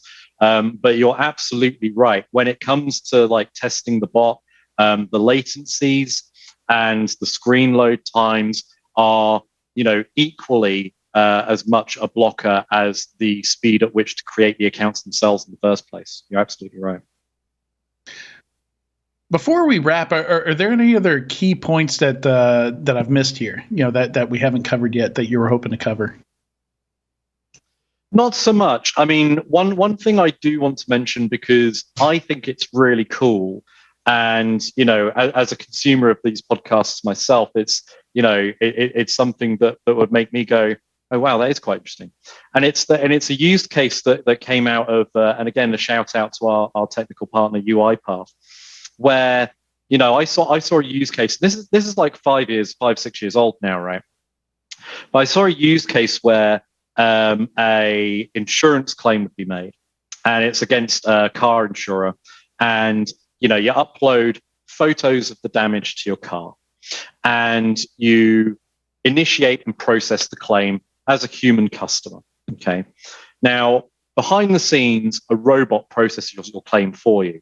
But what I found absolutely gobsmacking is that not only would the robot go and process the claim, it would look at the pictures, it would look at the photos of the damage to your car, it would make its own automated judgment as to the estimated cost of repair to that damage, and process the payout of that claim, start to finish, no human interaction. Okay, so you've got an initiated decision being made on a monetary transaction in an automated fashion. Now, on the one hand, that's a really cool tech demo, okay? On the other hand, as a security expert, that makes me wince, because one of the key drivers for bad actors to get into our networks and take our data is money. But if you've got a robot that's actually processing transactions and it's making those decisions itself, like somebody somewhere needs to answer the question, how are we reviewing the security of this robot? And how are we verifying that the robot is operating within the parameters that we've set that are acceptable to our ongoing return on the investment in that robot? I thought that was a really, really cool use case, and it really woke me up to the maturity of the RPA market today. Yeah, that kind of image recognition, that kind of deep learning, makes me wonder if there's some kind of Chihuahua blueberry muffin problem within the the insurance bot that's looking at these pictures. Can I show it a picture of a model car and get a get a payout for like a scale car or something like that I've destroyed, or like. Well, it's an interesting new attack vector, isn't it? Yeah. I mean, certainly for fraud, I think the fraud folks, like the moment they, people who do that kind of stuff, the moment they figure out how that works, I can imagine, people seeing what they can get by, drop a tomato and take some photos of it, see what happens when you upload them, Yeah, absolutely. Because deep learning with imaging fails in some really weird ways that you don't anticipate. Like the classic problem is the photo of a blueberry muffin in a Chihuahua is a very difficult problem, for example. Which is why I make the tomato car example. No, absolutely. Yeah. And it also highlights the point that when you're investing in robots and not in people, the robot's not using its best judgment. It's not, we can't code common sense. And so, that in of itself is also a risk, Well, they don't want best judgment. They want speed, right? They want automated. They want good enough judgment, right? Is the goal with RPA. Yeah. Good enough to replace a human. Yeah, absolutely. It's fascinating stuff. And it's one of the reasons I wanted to do this interview is I didn't really know anything about RPA, and certainly hadn't heard anything related to security, with RPA. So I'm very glad we had you on, and thanks for sharing all the anecdotes and the stories, especially. It really kind of drives home the challenges there. No, absolutely. Yeah, very happy to have been a part of the podcast today. Yeah. Thank you very much for joining us today. Thank you. All right, and we'll be right back in a few moments with the weekly enterprise news.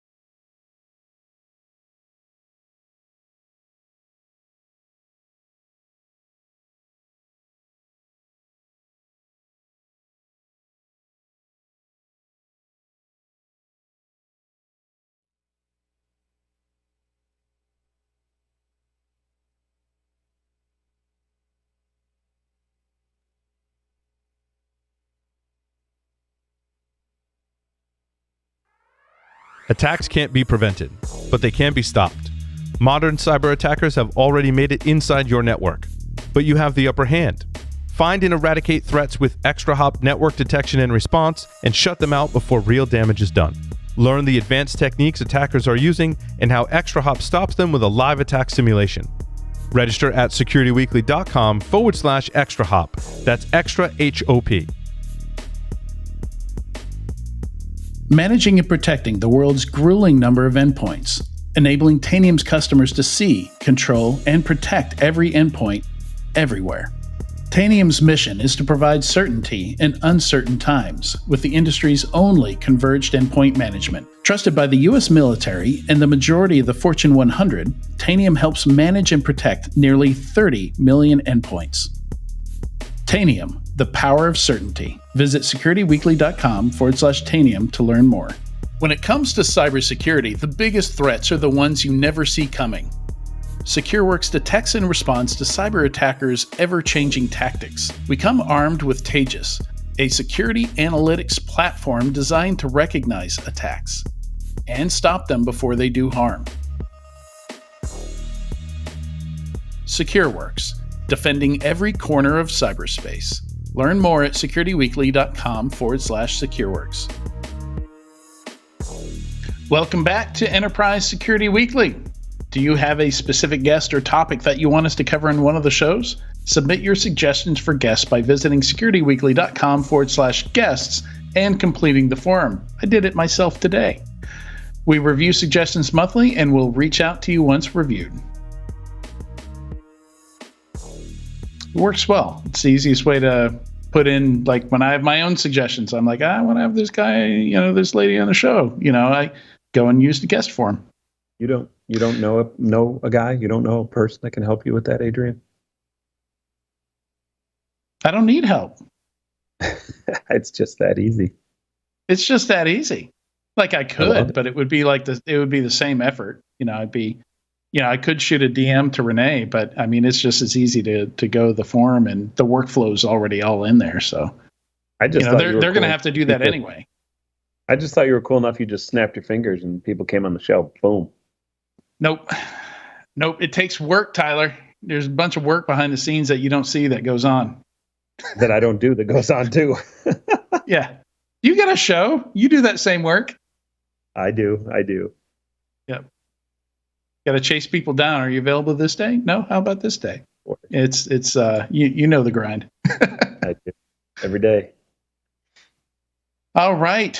So if you check out securityweekly.com/ESW295, it will take you to the place you need to be to see the stories we're going to talk about today. There are 36. We're probably not going to cover all of them. So if you want the full list, make sure to hit that link and read through them and see what you're missing. What's good with funding, right? It hasn't dried up.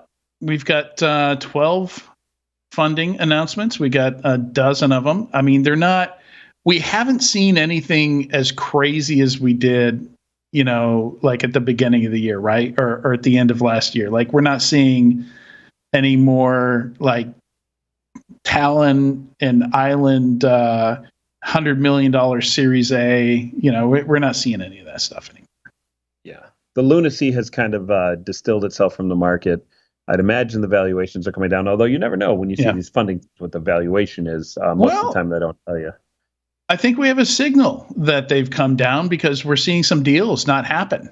I think more than usual, we're seeing some, we've always seen IPOs back out. I mean, that's not abnormal.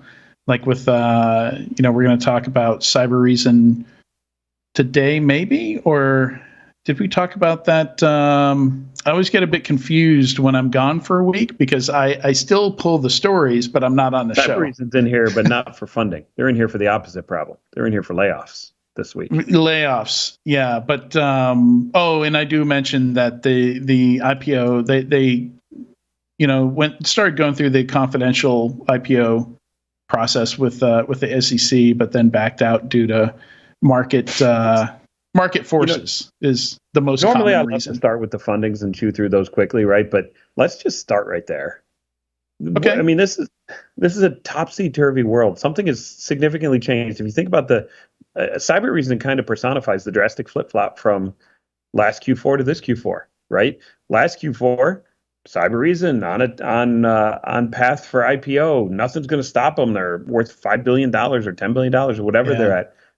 Fast forward 12 months, cyber reason sacks 200 employees, 17% of workforce, absolutely getting crushed in valuation. It's just absolutely crazy how the coin has flipped over in 12 months. I think they waited too long. I think they missed the opportunity. I think maybe SentinelOne was the last one to IPO, where they could IPO, I think, safely and have a decent. I actually haven't looked at SentinelOne. I don't know how they're doing on the public market, but CrowdStrike did very well. SentinelOne made it happen. Wait, didn't SentinelOne get acquired by somebody, or was it that they acquired somebody else? Gosh, the news just blurs. But, just because you went public doesn't mean you're safe. It simply means that you got some liquidity for some people, right? They acquired Ativo. That's what I was thinking of. This week also, and I didn't put this in the news, but I will send it over to the team to get added. But this week also it was announced that IronNet, which is went public via a SPAC last year or the year before. I think went in 2021. Yeah, August of 2021. So a year ago, just over a year ago. Went public via a SPAC, faces delisting from the New York Stock Exchange. They're about to get delisted. After hitting a high of $14 post-IPO, they're down to below $1 in stock price now, and are about to get bounced off the New York Stock Exchange. You're not safe after you go public either. Yeah, no, and we've seen some SPACs unraveled also. I'm trying to think of the Complex was one. Starts with a Q, ends with an X. Complex also was going to go public via SPAC, but I think they stopped the process before they actually went public, or they may have been only public for a few days. So, and that was last year though, I think. So even last year, the SPAC process was looking kind of shaky. Yep, absolutely. Yep. Just go show you how fast the tides turn, and if you miss that IPO window, you're toast. Yeah, and Mr. Polyhapatia, gave back money on his 2 of his SPACs, right? Yeah, couldn't get them filled. Couldn't find companies that were worth their salt to take public, and ended up giving back money to the original investors. Yeah, and there's like a time limit now, and I think they only had a couple days left on the time limit where they had to find something for it, and they were all time boxed to a couple of years. You had to have a reverse merger complete within a couple of years, or you had to delist the SPAC, and those things just dried up. You gave the money back. Yeah. So on that trend, moving to another trend, story number 19. So one of the other things we're seeing that's somewhat adjacent to this, not just valuations dropping, but perks going away for employees of what's the term? It cuts off here. Let's see. FANG was the old term. What's the new term for all the big tech companies? Manta. Now that Facebook is Meta, we needed a new acronym. Oh, geez. Manta. Okay. Yep. So like a bunch of the free laundry service, the all the free meals, like some of that stuff is going away, and they're saying it's going to be a rude awakening for people, like particularly in San Francisco, like certain locations where the cost of living is really high. So those perks were kind of a big selling point. Like you kind of needed that to get somebody to move into a 650 square foot efficiency, and pay $4,000 for it. Right. And that's part of the reason we've seen people flooding to Florida and Nashville and Austin. Yeah, for sure. This gives me flashbacks to the. Oh, sorry, Katie, you go ahead. I was just going to say the reality is if you're hired for a job and they're paying for certain things, whether it's warranted or not, let's set aside the whole, whether somebody should be paying for your dry cleaning or for 3 meals a day. But if you're hired with that expectation and then those quote benefits are taken away, that's actual money out of your pocket. So it's almost like being given a downgrade of your salary. It's almost like they're decreasing your salary, because if you have to start coming up with money to pay for the things that you were initially sold on to join the company, that, you know, your cost of living goes up significantly. And so it is a real conundrum for both companies and employees. Yeah, I called them perks, but really it's part of your benefits package, right? I think that's the way most people look at it. If you enter a company and they say, hey, we're going to pay for this, again, whether they're ridiculous perks or not, you know, I've seen some that are... Money's money. Yeah, it's money. If somebody says, here, I'm going to give you this benefit, and then 2-3 years later they go, nope, then you either go without. If it's something like food, you know, if they're feeding you 2 or 3 times a day at work, you can't go without that. If it's a dry cleaning service, totally different.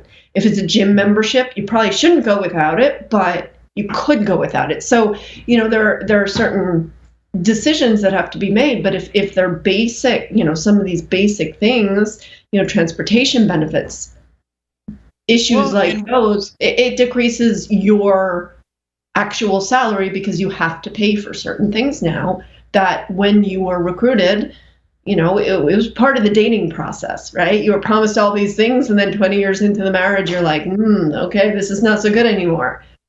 Well, and a lot of the stuff we're talking about are office specific, right? You know, and we're deep into this trend of most employees sending the signal, you know, whether indirectly or directly, that they don't want to come into the office, or they want to come into the office less anyway. So it makes sense that companies are saying, well, you know, if 70% of the people aren't coming into the office anymore, or are only coming in a few days a week, you know, does it make sense for us to have, you know, a chef full time on site, or to have a laundry service come by and pick up and drop off, you know, twice a day? You know, maybe not. Maybe it doesn't make sense for them anymore with everybody working from home. I lived through this in 99 to 2000, right? I lived through the .com crash. I was at a startup. I was employee 85 as a startup in 1997 that went to 1,500 employees and IPO'd in 99. I think we IPO'd in 99, either 99 or 2000, just as everything crashed. Wow. We IPO'd. So I lived through this, right? I actually remember sleeping under my desk in a sleeping bag many nights, because I just didn't want to bother going home, because I had 3 meals in the kitchen. I had pinball machines over in the kitchen. I had plenty of entertainment. It's like, why go home? I'll just stay here. Basically, I could have lived rent free. I don't have a lot of empathy, because those are decisions that the employees make. They can choose to go home. They can choose to not. But here's the thing: as a business owner and a runner of a business, when things get tight, would you rather lay off people or cut perks? I'll cut perks all day. People will figure out how to pay for it. They'll lower their own cost of living at home. They'll figure out how to come up with that capital to feed themselves. If they can't, then they're laid off. And as a business owner, as harsh as this seems, that's many ways to get forced attrition anyways. And that's exactly why a lot of these high-tech companies, these previously known as FANG, whatever they're calling them now, you said, companies. Manta. That's why they're actually making people come back to the office. It's not really because they care if they come back to the office. It's because they want to get a 10% attrition without having to deal with doing layoffs. Force people to come back. 10% people say they won't. Great. We achieved our layoffs without laying people off. We don't have to announce a layoff. We don't have to pay severance packages. We just get less people, right? And the food's the same thing. The perks are the same thing. Get rid of the perks, more people will leave, right? This is just it happened in 99, it happened in 08, and it's happening in 2022, and it'll happen again in 2030. Yep, tightening the belt. And they don't care if people don't like it. Yeah. Not at that scale. No, probably not.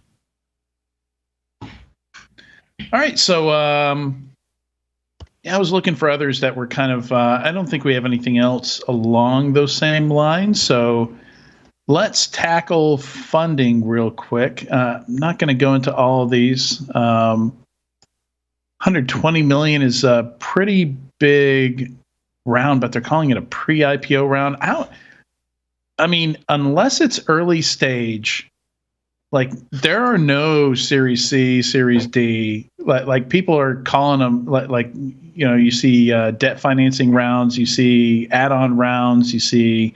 I'm not even sure if I'm using the right terms for these, Tyler. But any big-ish rounds we're seeing are like this one. They're calling it a pre-IPO round. Like what?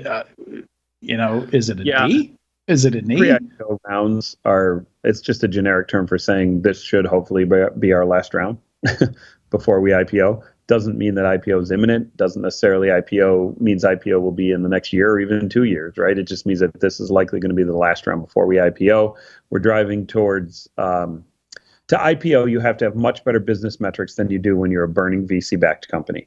And so this is kind of like saying we're taking this money in, we're going to get our house in order, we're going to pull the EBITDA, we're going to pull the profit margin, we're going to pull everything into the levels expected by a publicly traded company in the next N number of months or years. And that's what this money is going to be dedicated toward, is making sure the company is ready to IPO. That's all they're saying. So in Crunchbase, they're calling this round two things, two different rows: debt financing and private equity. Yep. So private equity probably bought a chunk. BlackRock. Obviously, private equity bought a chunk. Yeah. Which is interesting because the question begs, private equity tends to buy majority interests in an attempt to actually own the company and enforce those decisions for efficiency of the company that would drive the stock value higher. So tough to know whether that was a majority purchase or a minority purchase. They can't get involved in at either layer. And then a debt chunk is basically usually a convertible debt play where a bank will give you N number of millions, whatever, 20, 30, $50 million, and get equity if you convert to IPO with it. And in the meantime, you pay down that debt interest and debt over time. Sometimes it could also be lumped and jumboed, but most times you pay it down over time on a monthly or quarterly basis. Yeah. And versus SASE here, which, I'm still kind of muddy on what that is. I know it all has to do with, managing network routes and connections and things like that. So it includes SD-WAN, ZTNA, secure web gateway, CASB. I always thought it was RBI. I thought RBI had something to do with batting average. What's RBI? Well, you thought RBI was batting average. I thought SASE was self-addressed stamped envelope. So what do we know? Remote browser isolation. Okay. Well, okay. A lot of good stuff in this one. For $120 million, they better be doing well, getting ready for IPO in a crap market. Yeah. There's a lot of funding in SASE. A ton of roll-ups have just resulted in SASE. Like all the CASB stuff that got funneled up, all that sits in some kind of CASB platform at this point. So a lot of value cut up there. So interesting to see what happens with it, but it does seem a lot like spaghetti thrown at the wall sometimes. Binary Defense raises $36 million. This is actually a sister company to Trusted Sec. We've seen a lot of services firms, MDR firms, stuff like that, kind of spin off like a product company. In this case, it's a services firm spinning off an MDR firm. So Binary Defense does managed detection and response. So Trusted Sec still has pen testers. They do security services and stuff like that. So I guess this is, separate branding, separate management for their MSSP. I'm not sure which round. It says institutional growth equity funding round, so it's not like a Series A or anything like that. Yeah, from what I read from some of his social media, from Dave Kennedy's social media profiles, this is not an official round in the traditional sense.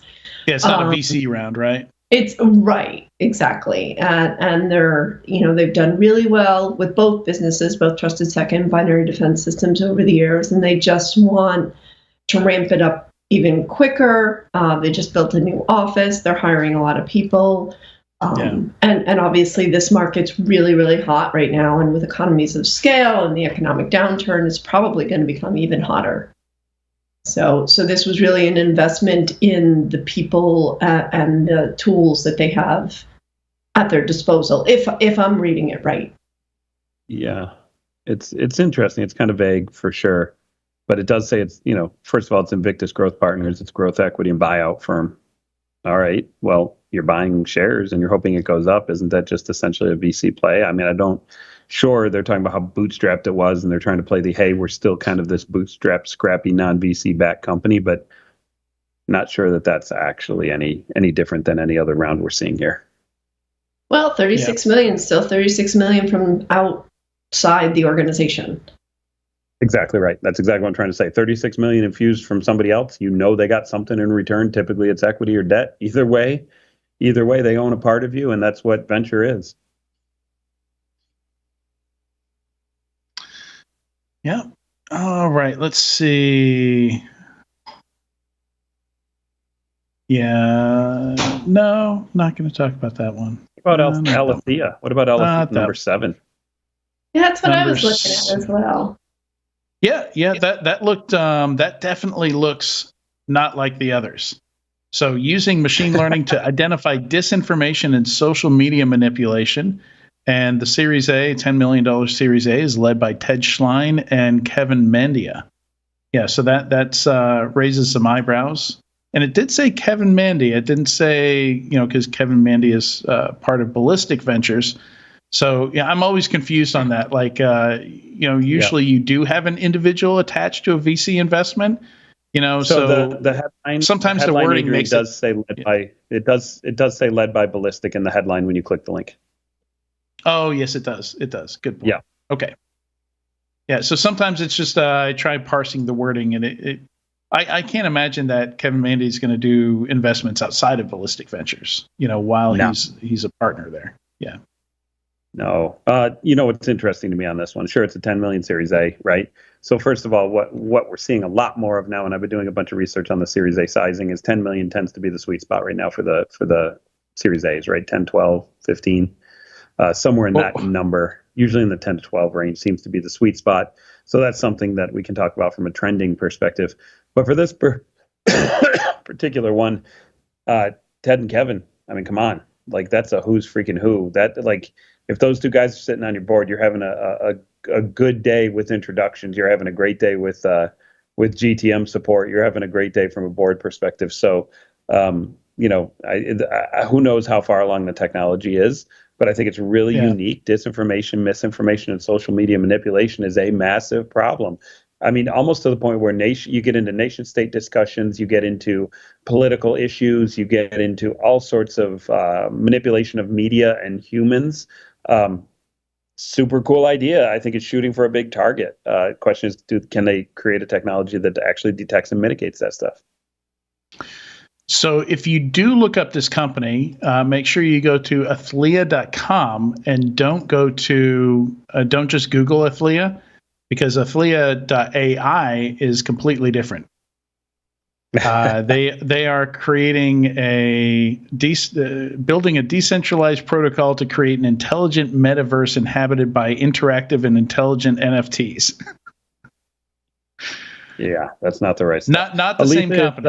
Aletha's on the cutting edge of the fight against misinformation, one of our biggest threats to modern society. That's a big, hairy, audacious goal. I hope they get it. Sounds cool. It's pretty bold. We definitely need somebody working on that, even if they're not super successful with it. It'd be interesting to see if we see a bunch more of these in the next 6 months. Also, Adrian, in the fine print, it says the company was founded in 2019 and is woman-owned. So woman founder. That's super fantastic. Yep. Yeah, we'd like to see more of that. Yep, definitely. Lisa Kaplan, Fiona Taylor. Very cool. And fairly rare. Still, unfortunately, fairly rare. Yeah. All right. Let's see what else we've got here. Blue Sapphire is, I think it's an Indian company. looks like going after, and we've seen a lot of these, these kind of purpose-built investigations stacks intended to be sold to either companies with decent-sized SOCs or to MSSPs, and they're going to white label it or something like that. So that's Blue Sapphire, not to be confused with the vape brand. Blue, different blue. Yeah. Definitely don't want to be confused with the vape brand. There's an Atlanta startup in here. What were they doing? Arnica. I didn't grok what they were doing though. Pretty close to me. I'm not sure it said what they were doing. $7 million seed, healthy seed. Healthy seeds. They've been in stealth for 14 months. Oh, another I can't even. company. That's frustrating. I can't even find a Jewel Ventures. Yeah, I can't even find a website for them. I don't know what they're doing. I'm going to throw this out there. What the hell's the point of a press release that gets picked up to point at a article that's 2 paragraphs long that only talks about the fact that you're based in Tel Aviv and then talks about your funders, not you, but the people that paid you the money, and that's it. No website. No, that article goes longer, but you have to create you have to create an account and get a free membership to read the rest of it on bizjournals.com. So did it get picked up anywhere else? You would think they would just use one of the typical. TechCrunch got them. Okay, I found a Silicon Angle article here. Yeah, TechCrunch got it too. There's a TechCrunch piece. Yeah, behavioral-based machine learning algorithms to software supply chain security. So that's the hot thing. I want to. Let me dig into that with you for a second, Adrian. Okay. Supply chain used to be AppSec, software composition analysis, was the solution to your supply chain problems. For open source cyber. What is supply chain today? It feels like it's got 100 different angles to it now. Yeah, so I mean, typically what I'm seeing is what we were calling SCA, but SCA is 2 years old, so people are starting to back away from that term. But the idea is, you've got all these libraries, all this code that you didn't write, that's built into your product. So you want to know if there's issues with it now, and you want to get notified, if there's some kind of issue with these libraries in the future. And one of the innovations I've seen here, I just, I mentioned earlier that I keynoted a conference called LASCon, which is an AppSec conference. First time I've been to a pure AppSec conference. And there were a few SCA vendors there, or, they're probably not using SCA anymore since that term is no longer cool. But, one of the innovations I saw was they won't just tell you if the library has vulnerabilities in it. They'll actually ignore the libraries that are not being actively used in your code, because you'll have a bunch of garbage, a bunch of noise in there, that's not actually a risk, because you don't use certain functions of it, or maybe you don't use it at all. It's just packaged up with maybe it comes as like a package with other libraries, and somebody just hasn't taken the time to weed them out. So it'll actually tell you exploitability, the ones you need. Yeah, exploitability, but based on stuff that's actively used by your code, and so it'll ignore the other stuff. It's actually looking at call chains, actually looking at, is the functions that are vulnerable actually called. This was being done when I was working at Sonatype in 2013. Sure. None of that's new. They're just spinning it into a new angle. I don't think Sonatype ever rolled it out. I don't know. So here they're talking about using machine learning to study the behavior of developers as they code and communicate with colleagues. See, now that's by doing this, the company says it's uniquely able to expose impersonators. Okay, so if somebody logs in as you, and so it's user behavior analysis. What they're there, it's UBEA. I'm confused. What they're trying to look for there are the rogue committers that are committing getting access to a repo and committing malware. And not necessarily, you can hide the malware, but you can't hide the fact that you're a first-time committer, or you're committing things in weird places you don't normally commit, like things like that. Right, like you paste a huge block of code in, commit and leave.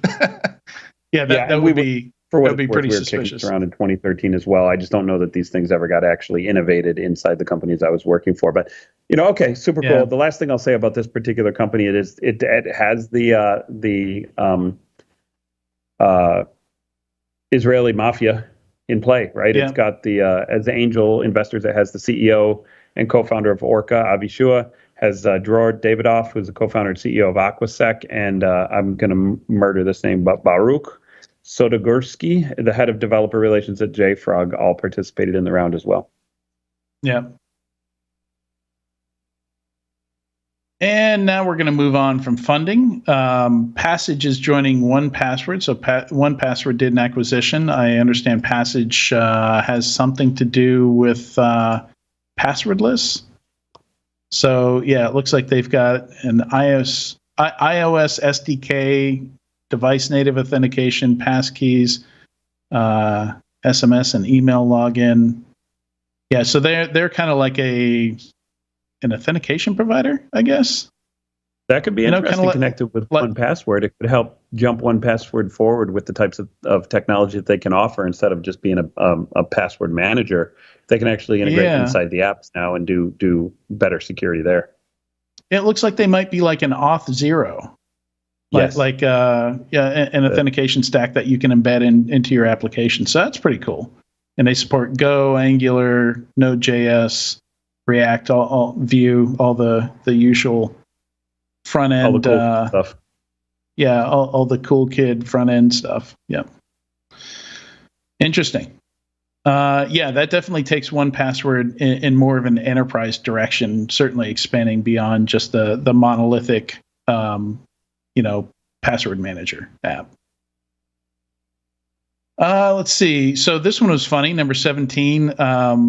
So everybody was acting like this was a surprise, but Cisco's been saying that they were spinning down operations in Russia, and this was apparently part of it. But a bunch of people in Russia with Cisco Meraki devices, all of a sudden the config on their devices reset to 12345-sanctions from whatever SSID they had before. Now the SSIDs are all 12345 sanctions. Yeah, I thought that was funny. And it definitely is a laugh out loud type of thing. But the irony of what you posted there is that it's from a guy named Viktor Platov, who is a consulting systems engineer at Cisco Systems, and who also has listed open to work on his headshot on LinkedIn. So yes, I'm not entirely sure the timing of what happened to him. I'm also not entirely sure that it's broader or more beyond than just Victor. But Victor certainly had an interesting experience. Oh, no, it was posted all over the place. I saw this all over the place. Yeah. Okay. Well, good for you, Victor. Your own employer screwed you over. I'm sure this was disruptive to businesses. So, yes, Cisco did send out the notice, but I don't know how many direct notices they got, or if they put the notices places people would see them. But yeah, yes. So here in the West, we probably celebrate this because haha, screw Russia. But also, it's kind of a reminder that like our mobile phones, Apple and Google can rip pretty much any app off our phones at any point in time. They do have the ability to do that, and anything that's cloud controlled,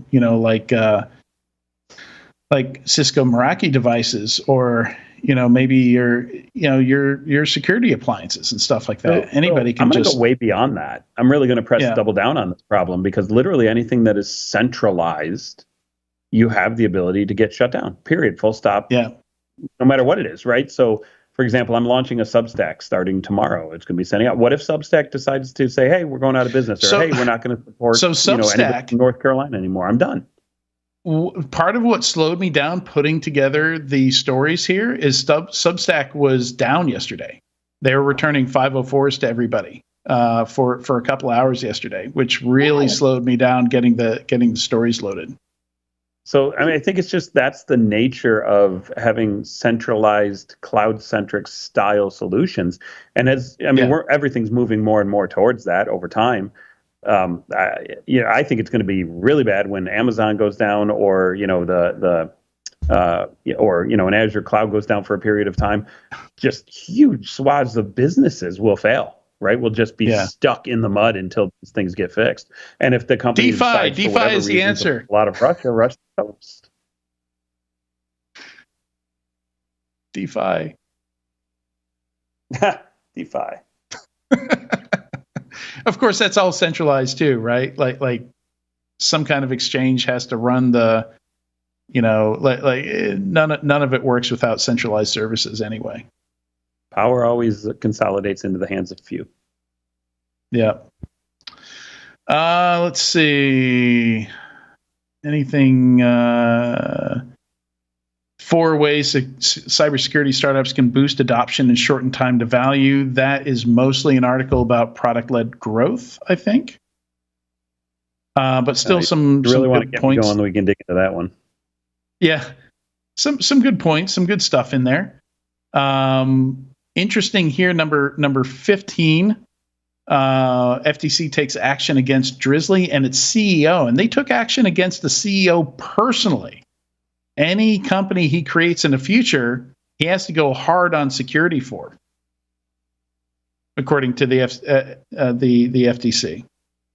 So not just this company, but any future company that he's an officer for, he's got to, be really serious about security. Define hard. According to who? Necessary data, limit future data collection, implement an information security program. Wow. Yeah, they get somewhat prescriptive and specific here. I mean, certainly better than some of the stuff we've seen come out of the White House. That's a bit vague, but yeah. Yeah. Well, that's going to be interesting. Like, if he has to do this for all his future companies, limit future data collection. Going forward, Drizzly must refrain from collecting or storing personal information unless it's necessary. Well, there's always the clause, right? Unless it's absolutely necessary. So that's and you can argue that it was necessary. Yeah, you got it. Bingo. Yeah, room to argue in there, but I mean, just the fact that hey, buddy, hey, we're going to be watching you. We get our eyes. That's like that could be effective in its own, right? That's right. And then we've got this article number 16 here. What you need to know about the U.S.'s forthcoming data privacy legislation. Katie, do you want to tell us about this? Indeed. Well, it certainly ties into the last story and talking about provisions that can give you an out. So the American Data Privacy and Protection Act is something that's being proposed as a U.S. legislation, a federal law that would supersede any of the state laws. And it actually has some good things in it in terms of privacy protection, certainly better than what we have as a country right now, which is nothing. And there are only a small handful of states that have pretty robust privacy laws at present. And one of the arguments against this comes from the California legislature, who argues that this is too watered down. So there's a pretty long article, actually, and it goes through some of the items in the bill. Who is subject to this? What does covered data mean? What are some of the things that they would be requiring if this law were to pass?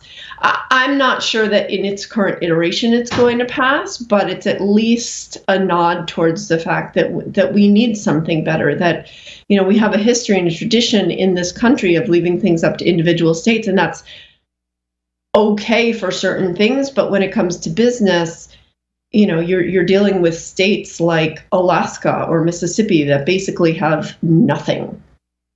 And then states like California that are a lot more I don't want to use the wrong terms and show my bias, that are a lot more strict about what they consider data privacy protection and the requirements to which businesses are held. And this really does create a conundrum for businesses, because if there is a business in one of those states that doesn't really require hardened privacy protections, they have to think about how they manage people's data differently, because very few companies are going to architect their privacy and security programs to the hardest requirement. Right. So not unless somebody forces them to, right? Sorry? Not unless somebody forces them to, right? Not unless somebody forces them to, but there are always ways to get around that. Like we were just talking about with the last one, there's, what classifies this data as necessary for collection? What quantifies as, special or certain purposes, specific purposes? The specificity on specific is very unspecific in most of these cases. So it really can become very, very difficult for companies. I think it would make a lot of companies' lives easier if there were a federal law, but there are a lot of states that don't believe that to be true. There are a lot of businesses that don't want to be forced into something that's a lot harder for them to do, because we saw, in the lead up to GDPR, how companies around the globe, not just in the European Union, but companies around the globe had to figure out what to do. Now, preparing for GDPR was a good exercise, because it got a lot of companies, even in the US, because, global, we are, we're not in this siloed world anymore. Digital has taken that away. So it was a good exercise, but. Question, Katie, if you prepped for GDPR, are you mostly pretty much ready for this then? GDPR is tougher. Yeah, GDPR, the requirements for GDPR are tougher for this. So you're probably good. One of the big things is you don't have to hire a chief data. A DO? Yeah. So that actually complicates things, I think, because if you don't have somebody who is skilled and trained and knowledgeable and has the background, you might be floundering around as a business. So yeah, if you prepped for GDPR, you probably are like, okay, I can do this. But again, you're dealing with a different scale. You're going to be dealing with a lot of different requirements. Some of them are similar, but this still isn't as robust as GDPR. Gotcha. Thank you for that, Katie. Interesting to see that kind of evolve. I know we've got we had somebody on talking. There are 4 different states where they're putting together different data privacy laws, but yeah, it would be good to get a federal one in. Even Brazil's got one. Like a lot of companies are way ahead of us here. I don't mean to say even Brazil. Brazil is actually, being down there, like the financial system, they do a lot of stuff that's just way ahead of us. Like they don't know what a check is, right? Like certain generations have never seen a paper check before, and I think it's ridiculous that we exchange money by like signing our name on a piece of paper. It seems ancient. But couple of great reports here, 23, 24, 25, 26. Not going to dive into those too far, but state of crypto security is an interesting one. Spoiler, it's very, very bad. $2 billion stolen already so far this year from different crypto projects and exchanges. A couple on ransomware trends here, and then one that's kind of a response to the Joe Sullivan case, a CISO's guide to legal risks and liabilities. So, I think for most people, they're like, well, if you put your ethical hat on, you don't have to worry too much about what's been going on with Joe Sullivan.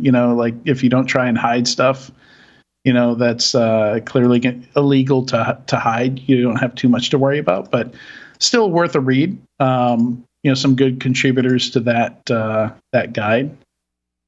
I actually, in the wake of the initial Joe Sullivan allegations and the the charges against him, I had a really long talk with Mark Rash, and he had a really lawyers don't think like a lot of the rest of us think, and he just gave me a lot of things to think about, as it pertains to law versus what is either emotional or what an individual might think about as ethical or moral. So there are a lot of nuances in it, and so I'd be really interested to hear this, because Mark and I did have a really good talk a couple of years ago, and that was when things were just starting to come out, and he looks like he's the head of a team of a lot of really good names, like you mentioned.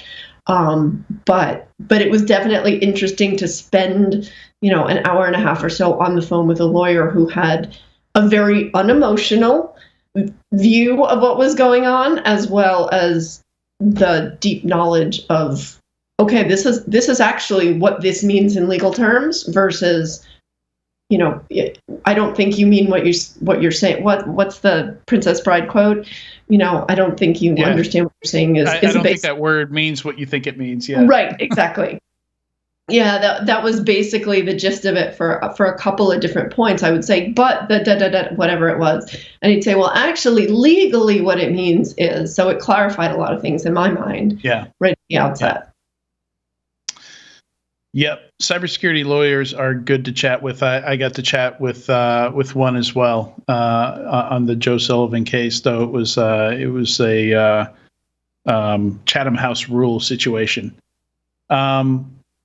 So two more I want to touch on here.